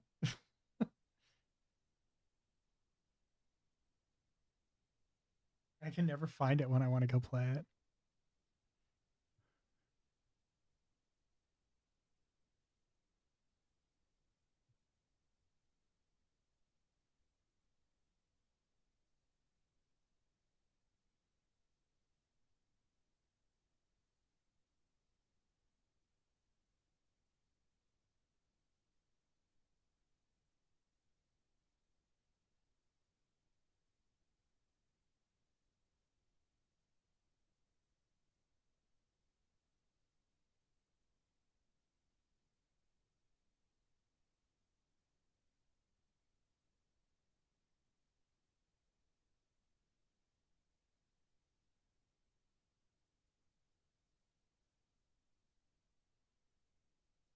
this is the one that we want.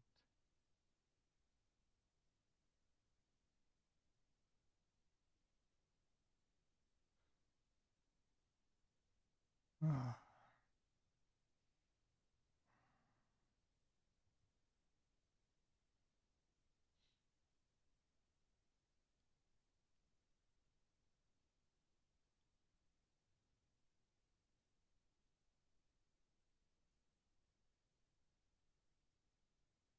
This is your first game? Wait, what do you mean? Like the first time, first um the first um like the first big game that I'm making, or like the first game that I've ever made in totality?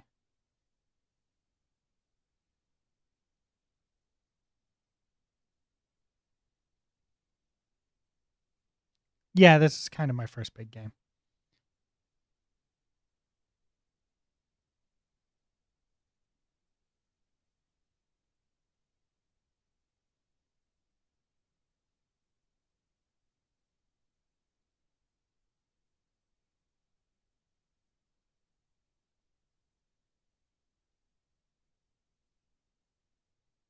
That is just disgusting.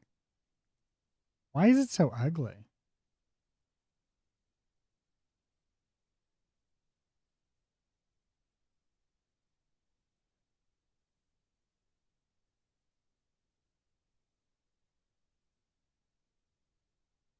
Gradient.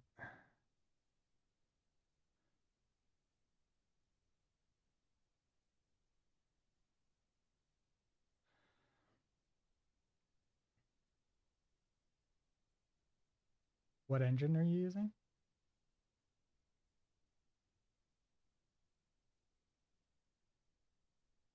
I mean, Unreal.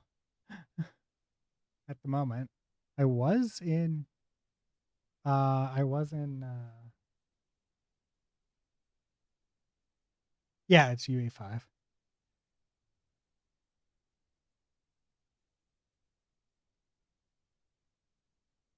200 € ish once shipping and taxes factored in, but it's firmware flashable, so you can rip 4K Blu-rays.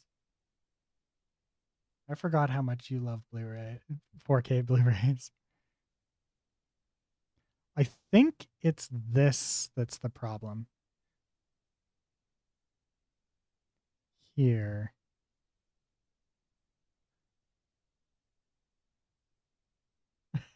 It's fine. Is it all? It's all ones that we want, right?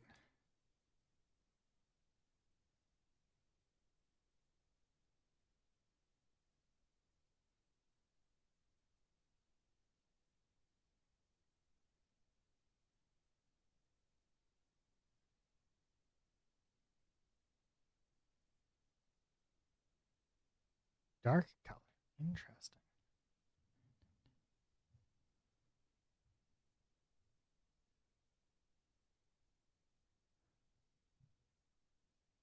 Wait, so this is the post processing? Or is this the post?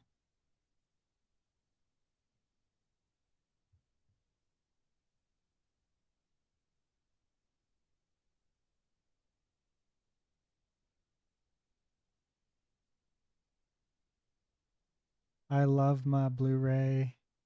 Best dang quality, if only the were not the worst.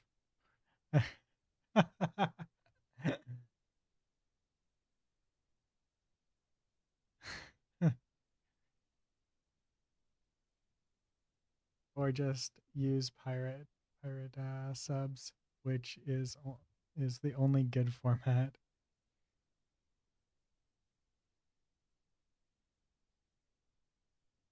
ASS is the one that Crunchyroll was using until recently, right?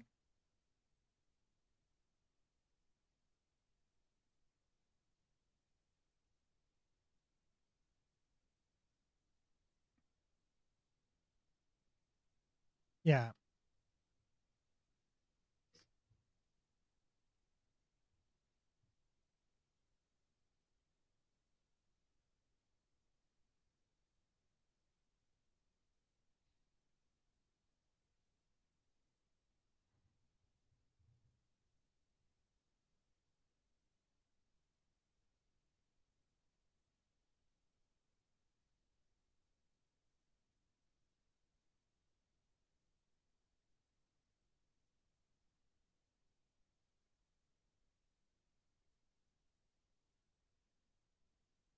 I'm surprised that the movie industry uses like one of the bad ones, right? Like I don't know anything about subs. I don't know very much about it, but like I know that there's that one that like people don't like, that it looks like Crunchyroll is moving to. Hmm.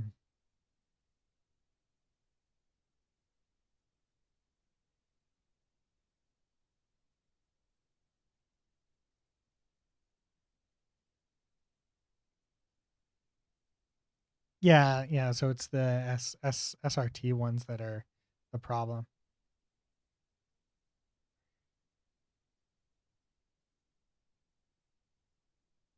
I believe that was the word that he was going for.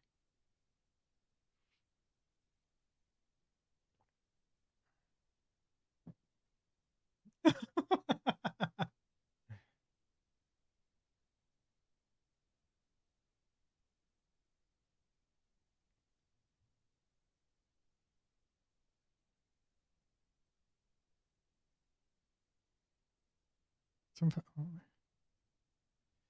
wait, am I on? What am I? What? Wait. Project settings. SM.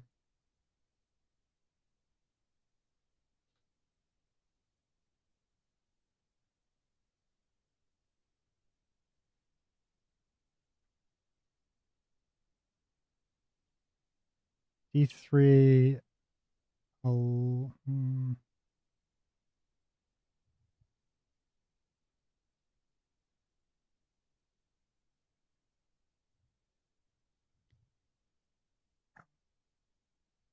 Would I want this maybe?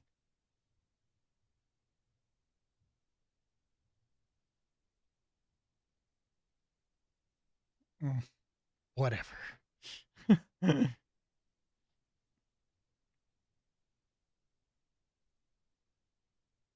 I have a feeling they don't want to. They don't want to. They don't want to deal with that right now.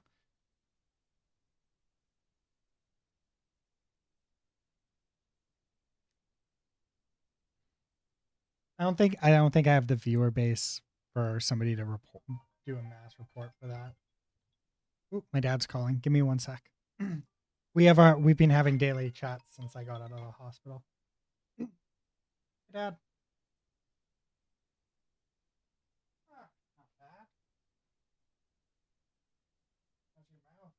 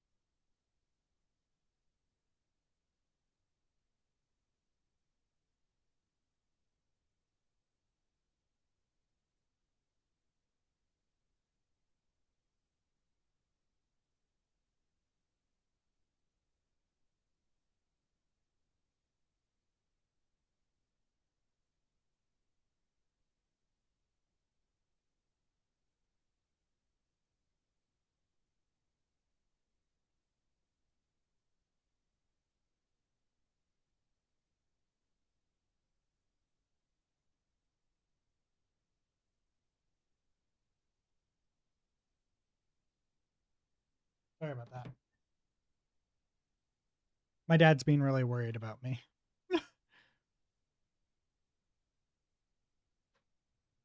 He's pretty far away, and because it's hunting season, he can't come down because he runs a meat shop, so he can't jump down to come see me. So it felt really bad while I was in the hospital. But we've been doing calls every day, and this is his like I'm off work hour. So, but right now my grandpa took a fall and he's recovering. My dad just got his wisdom teeth pulled, so he's recovering. I just had brain surgery. We've got 3 generations of fucked up.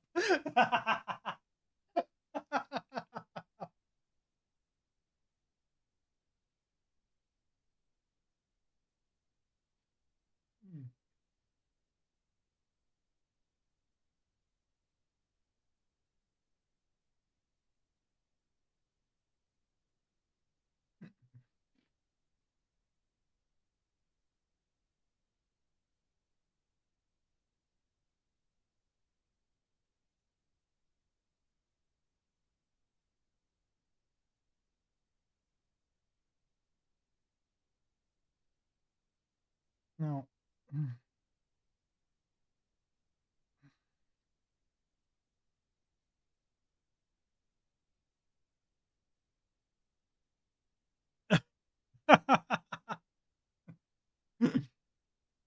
That sounds about right. Has the ad started?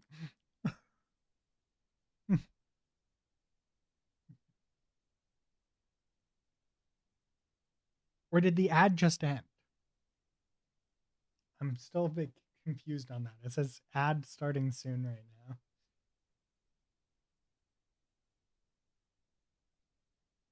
There were no ad. Yes.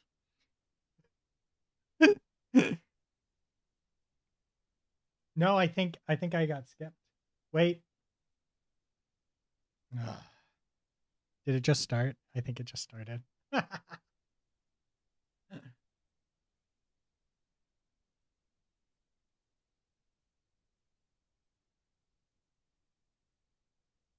Mm, naturally.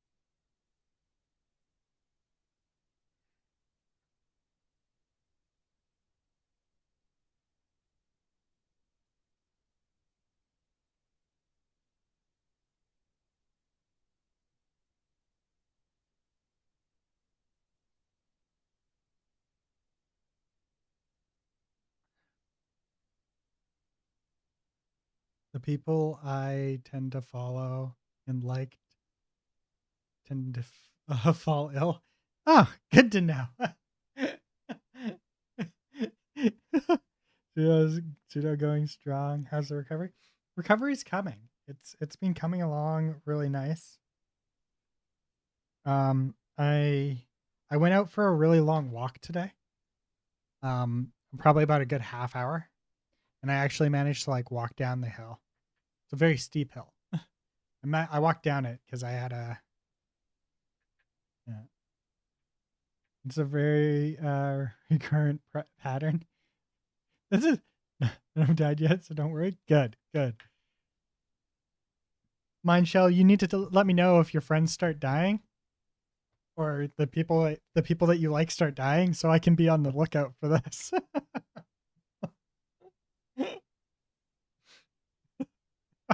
Sweet.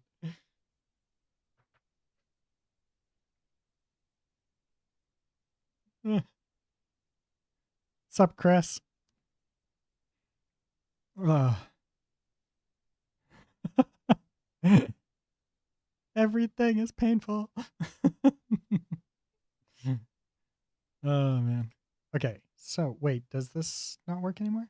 Oh, okay. That doesn't want to work. Is it this one that needs to change then?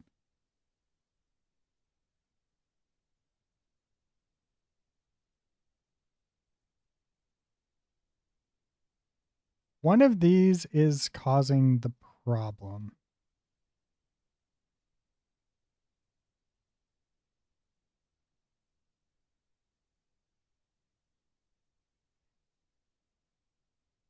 So well, I'm sure AI could pick it up, but it's kind of research and prohibited. Maybe.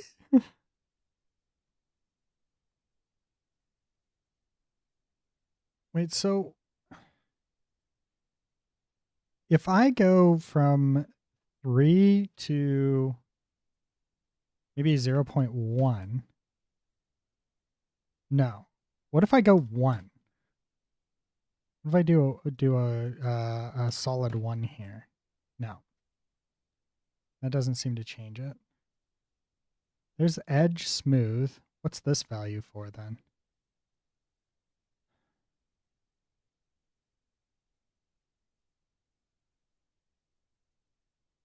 Why am I not dying? Because we don't want you to die. Mindshell, you're not allowed to die. Well, we're all dying. Just very slowly.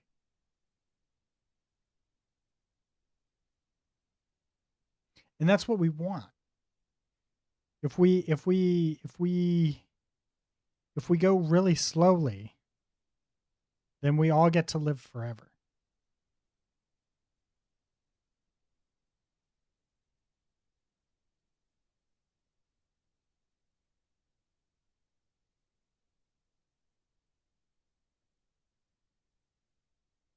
Wait, so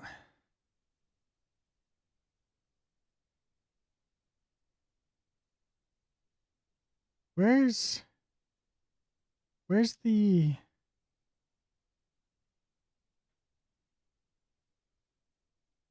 tune directional light?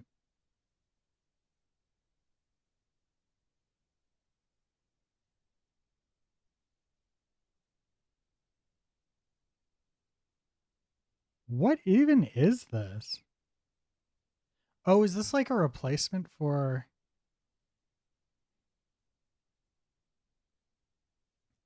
Wait, so if I drag this in...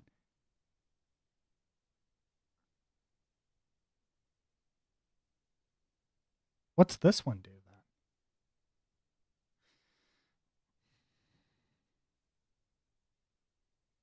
then? Oh.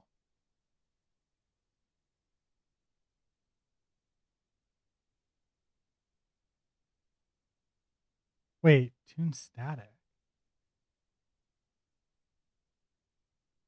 This is an actor still. So if I do this, and we bring in the... No, this is a point light. We bring in a directional light?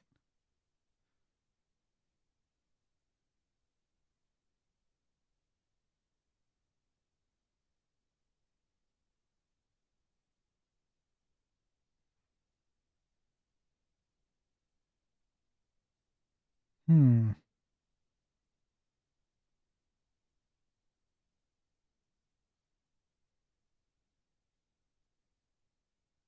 Wait, and where's my post-processing volume?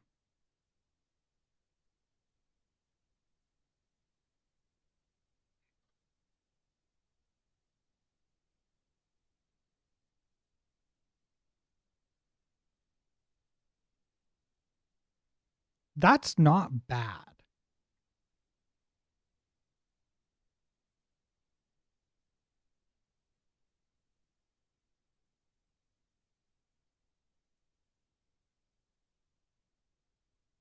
I do want to know why it's so dark, though.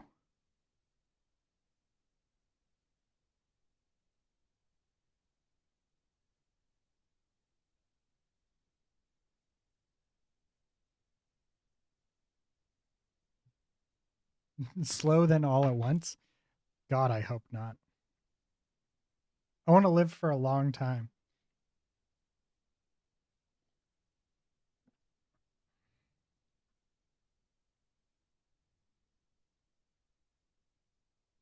So if I live for a long time, then I'll get to finish this game. And I really want to finish this game.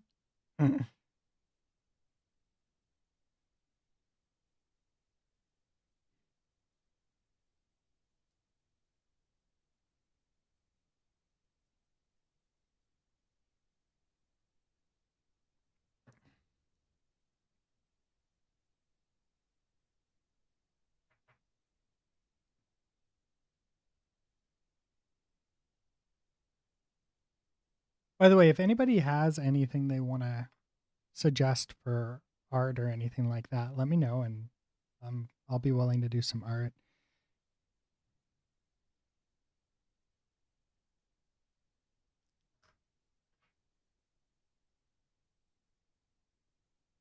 What is this using?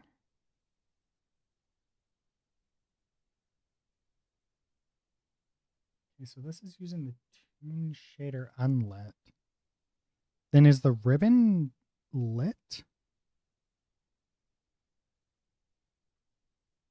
Huh. Is it?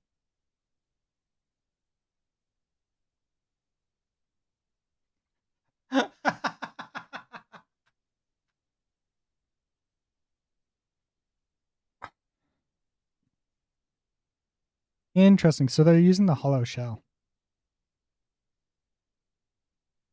Is this using the hollow shell then?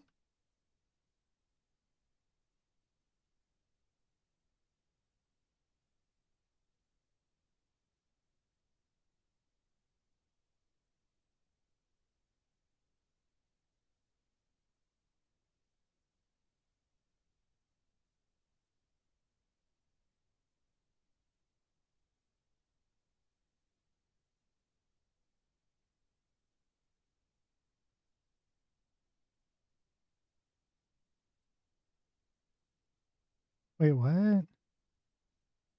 Wait. This is BP Toon component. Ah.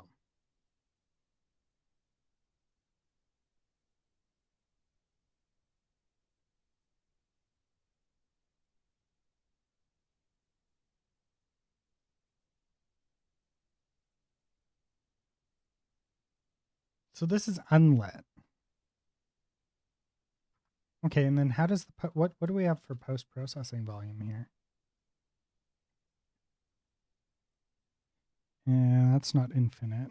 This one's the infinite one. So this one would have the material in it that we're looking for.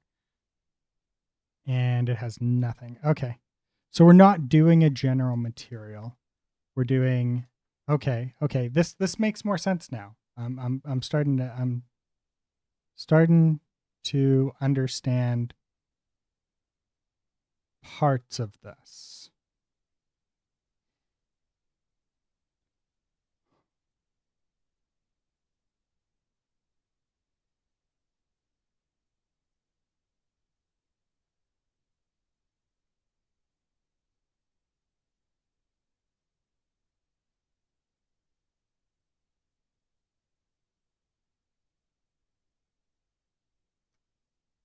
Okay, so we want this. So we're going to do post-processing volume.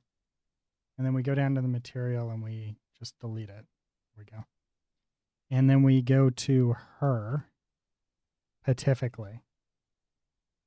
And we're going to make a blueprint out of her.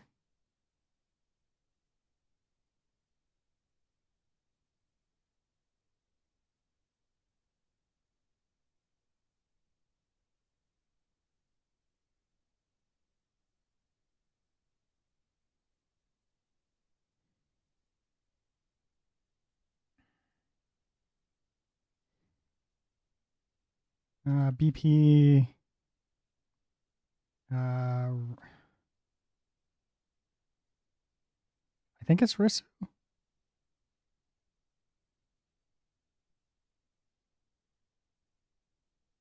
Yeah. If we bring this here over like so, go like this.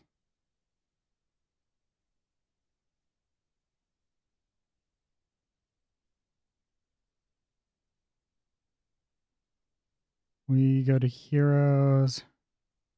We grab that and we pop that into.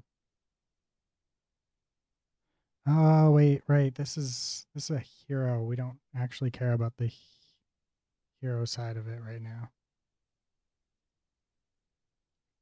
Let's create an actor. VP Risu actor.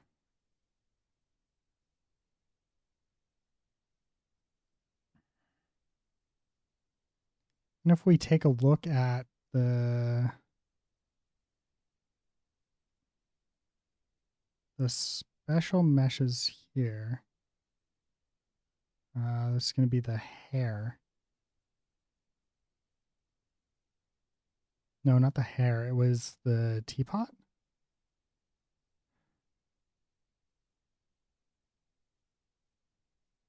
Interesting.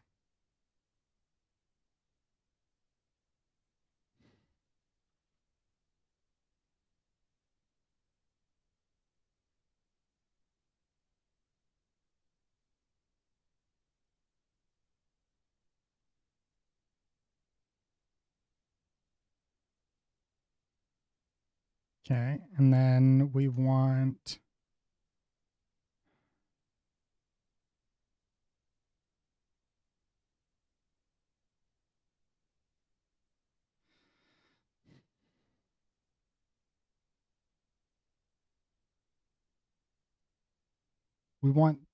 effectively this, but we want this to be inherited from the. Do we want this to be unlit or do we want this to be lit?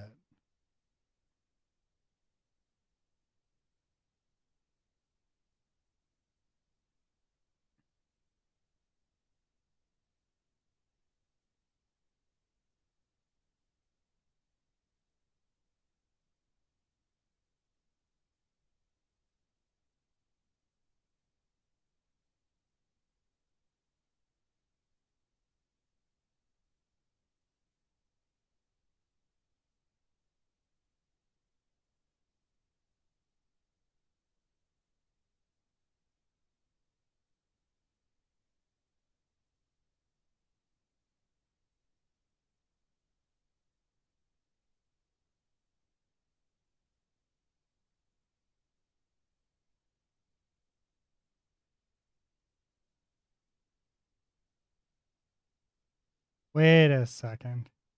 This doesn't have anything.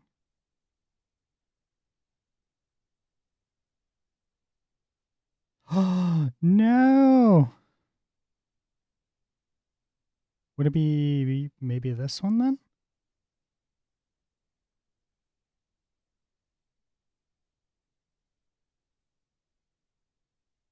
Oh, there it is.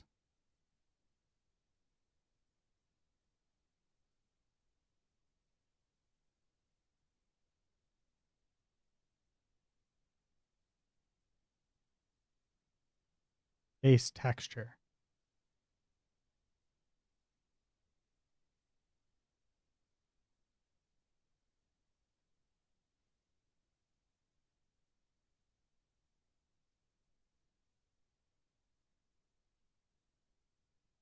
Wait, what?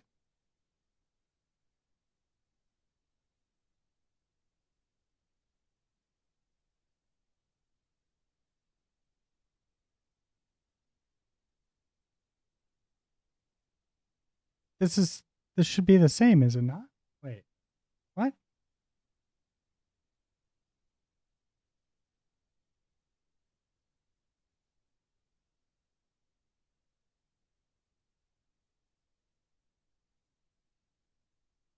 Oh, there it is.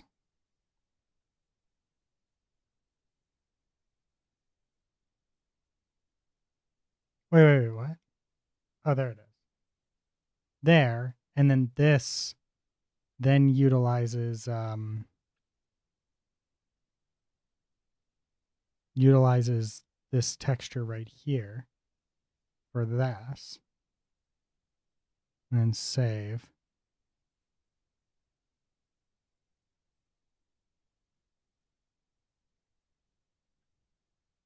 Then if we go to here,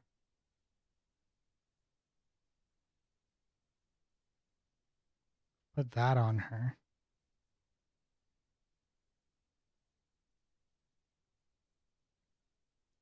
Then if we go here and we do a base color,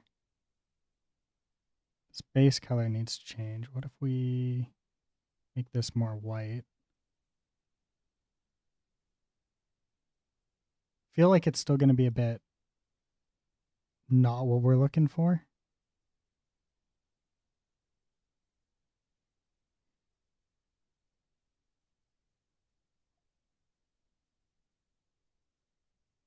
We don't want gloss.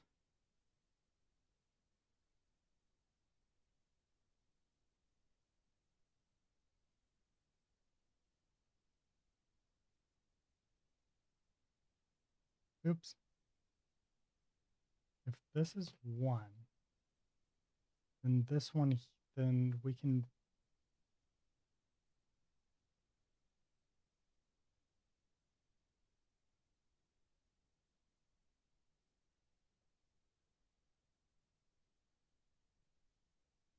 So we need some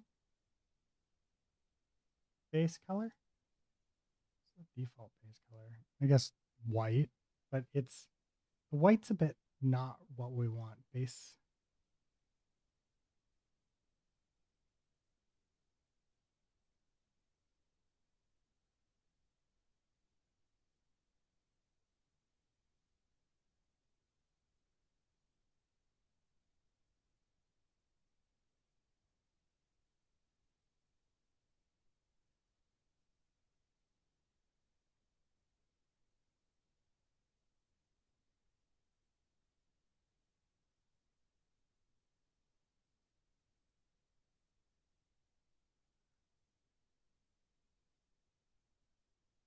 I don't like this. I don't like this at all. This is not quite what we're looking for.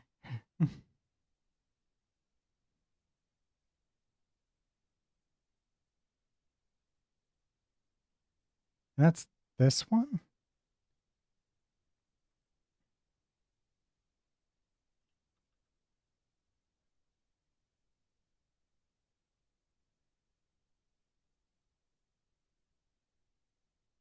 Hmm. So maybe not the unlit. Maybe the tune shading lit is what we're looking for.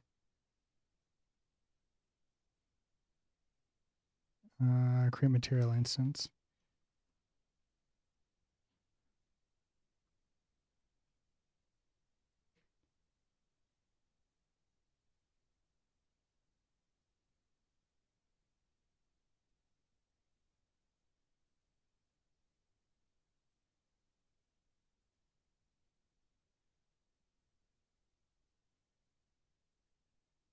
Hmm.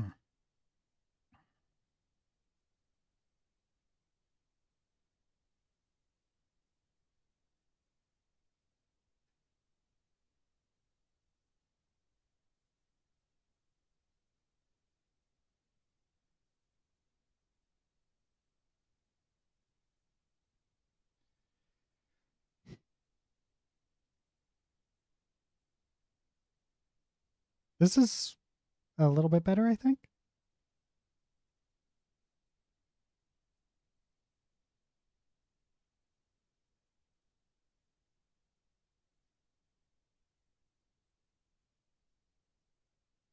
That is better already.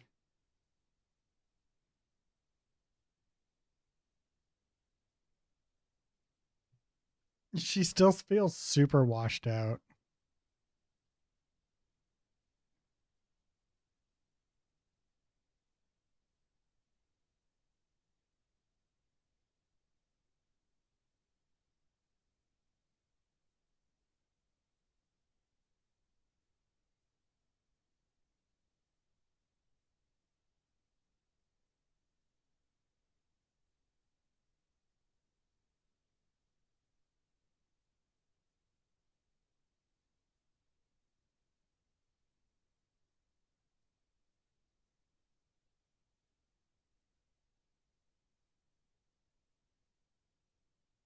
I do not know what this one is. This one here, though, this seems to be.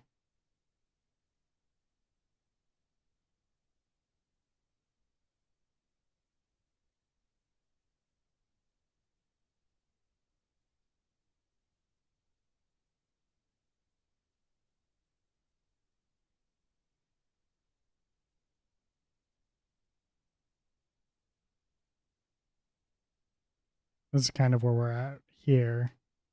And I imagine that it's because of the post-processing, that there's no post-processing here.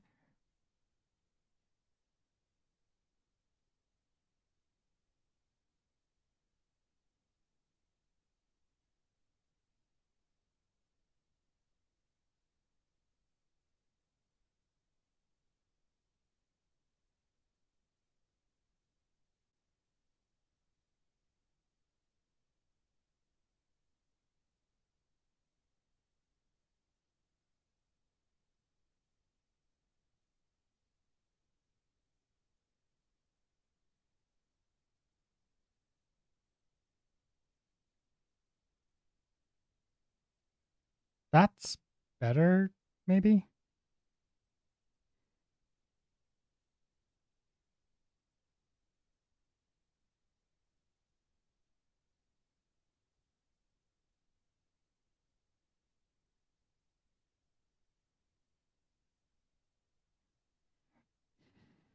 None of these really feel right.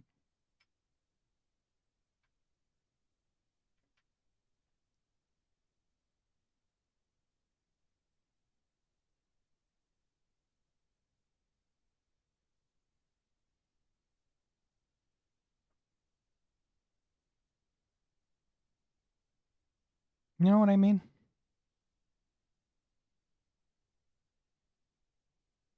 Something feels off about all of them.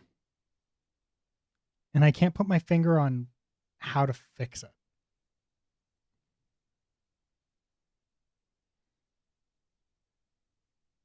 I was thinking about trying this one.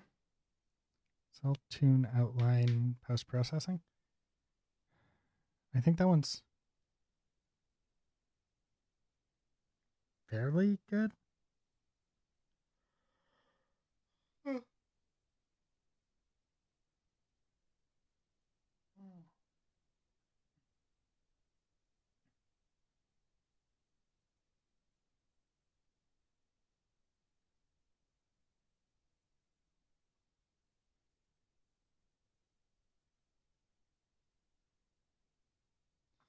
There is always this one. This one's for characters.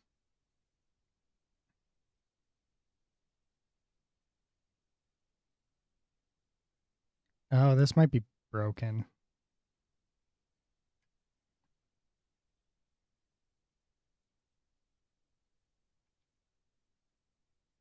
Oh.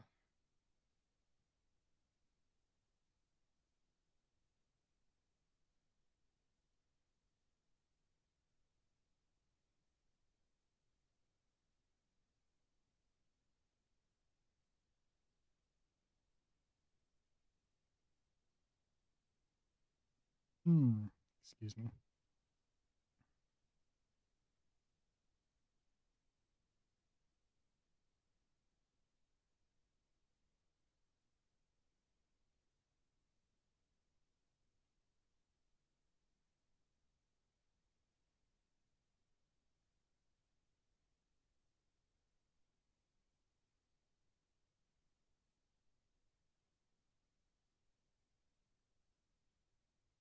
Mm-hmm.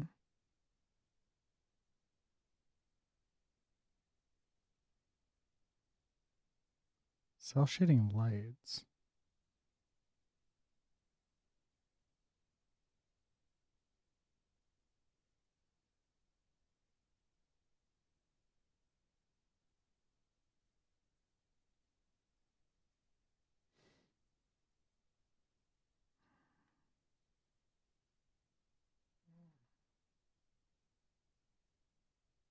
Wait, why do we need the light specifically?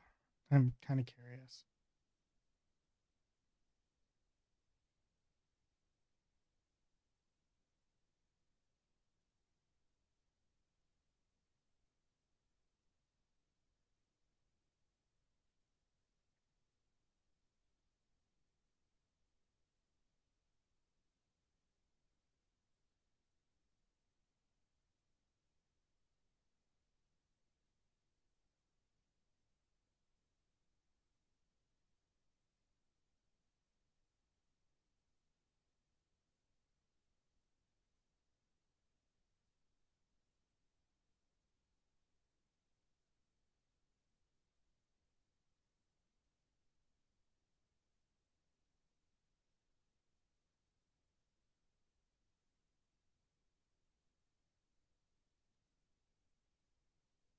Oh, that's interesting.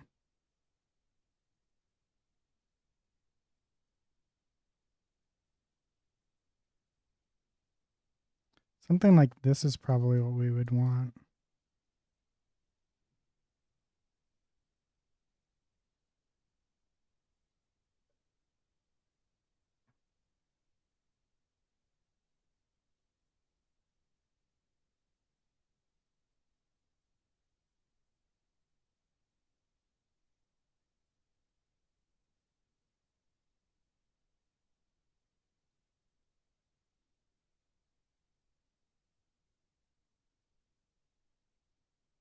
Hmm.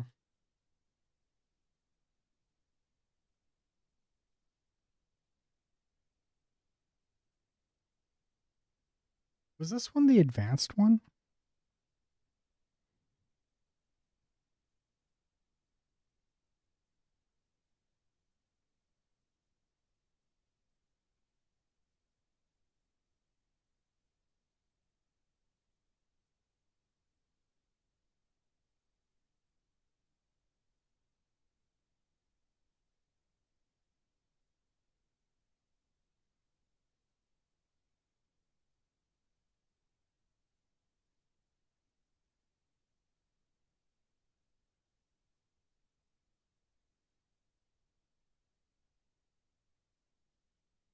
Oops.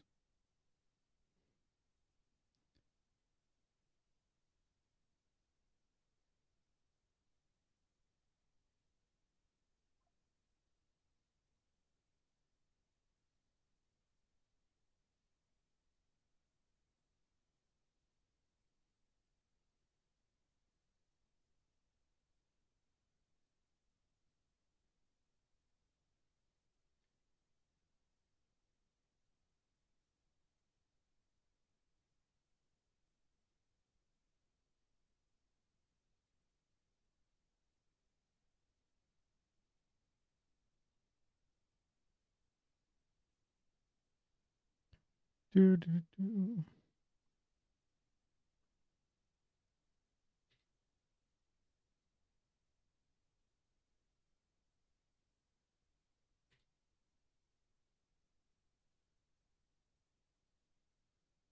Why are these not deleting?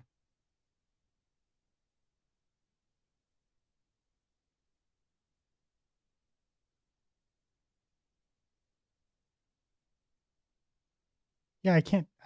Wait, what? Why can't I delete these?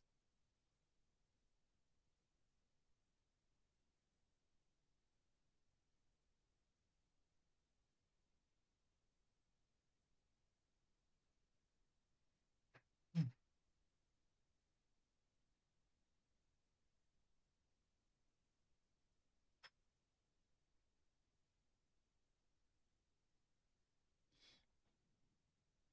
Someday over the rainbow.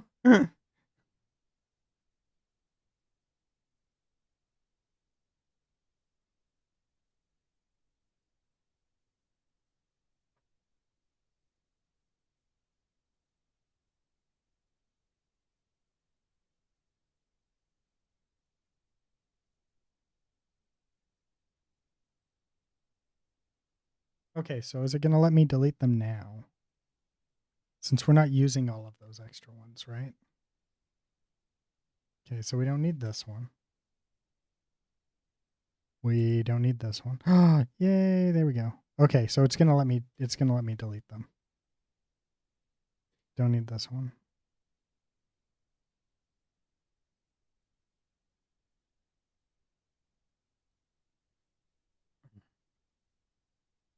Okay. There, and then if we bring in this is our scary looking one.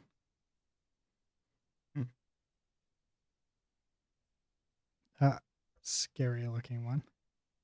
What we want to do is we want to utilize one of the try and utilize one of the pre-built tune shaders.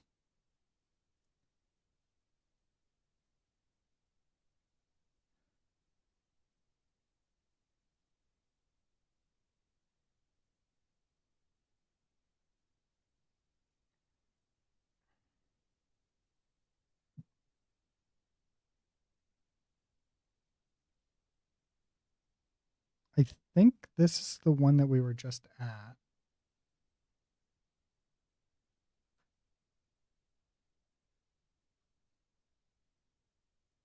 No, this is the not the one that we wanted here.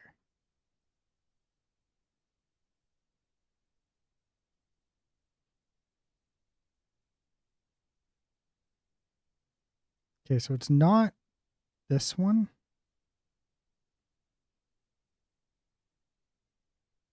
Is it this one? Maybe.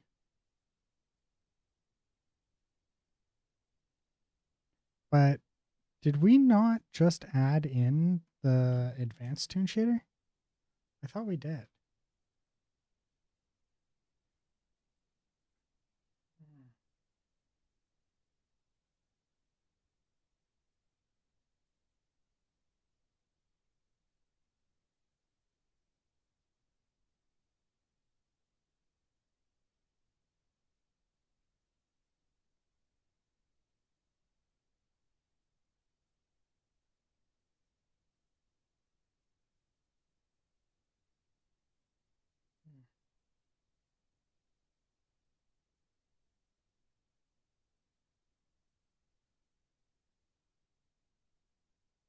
Okay, so advanced cell shader lit is supposed to be in here.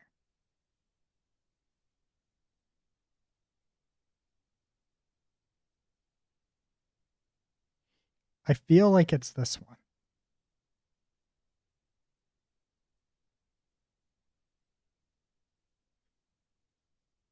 Okay, so if we go from this one and we create a material instance.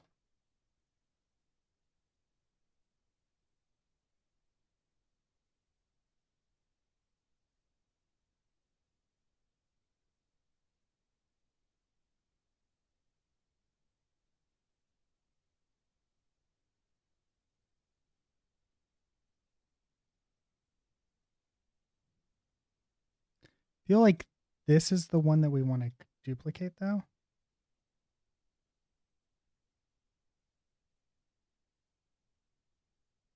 And then we'll move that there.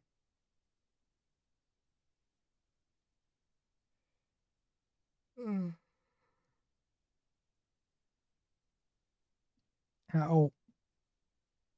Oh, that hurt.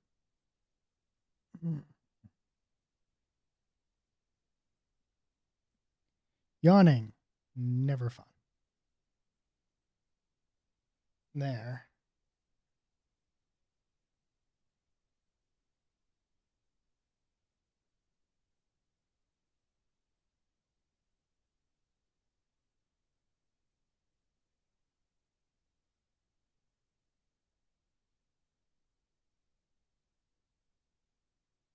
Okay, and then we go from here and we just pop that sucker in there. We see that, right? And if we delete this one for now,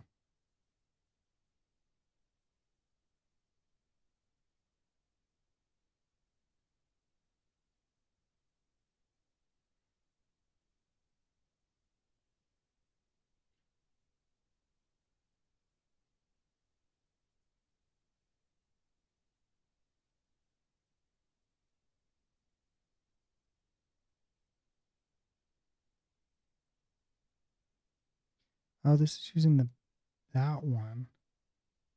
We want this one. Use texture.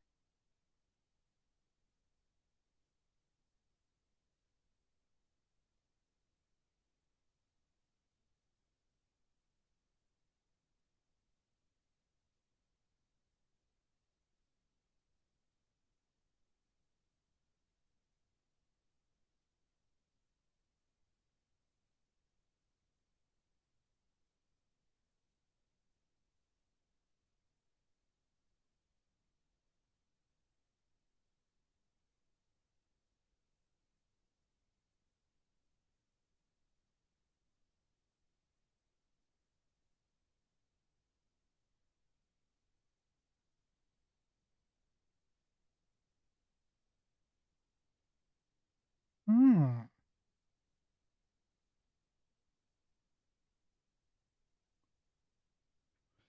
Kind of curious what this one looks like.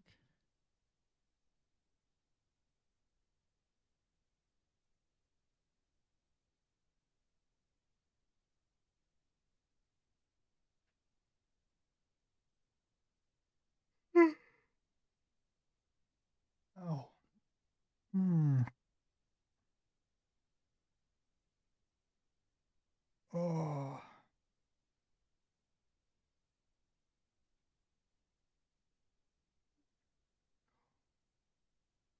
I think I'm gonna call it. I think I'm gonna. Ow, I think I'm gonna call it a night here. The pain is starting to come. I will catch you all. Wait, am I not actually live anymore? No, okay, I am. Okay. I'll catch you all later. Ugh. Oh, fucking ow. Sorry. All right. Sorry.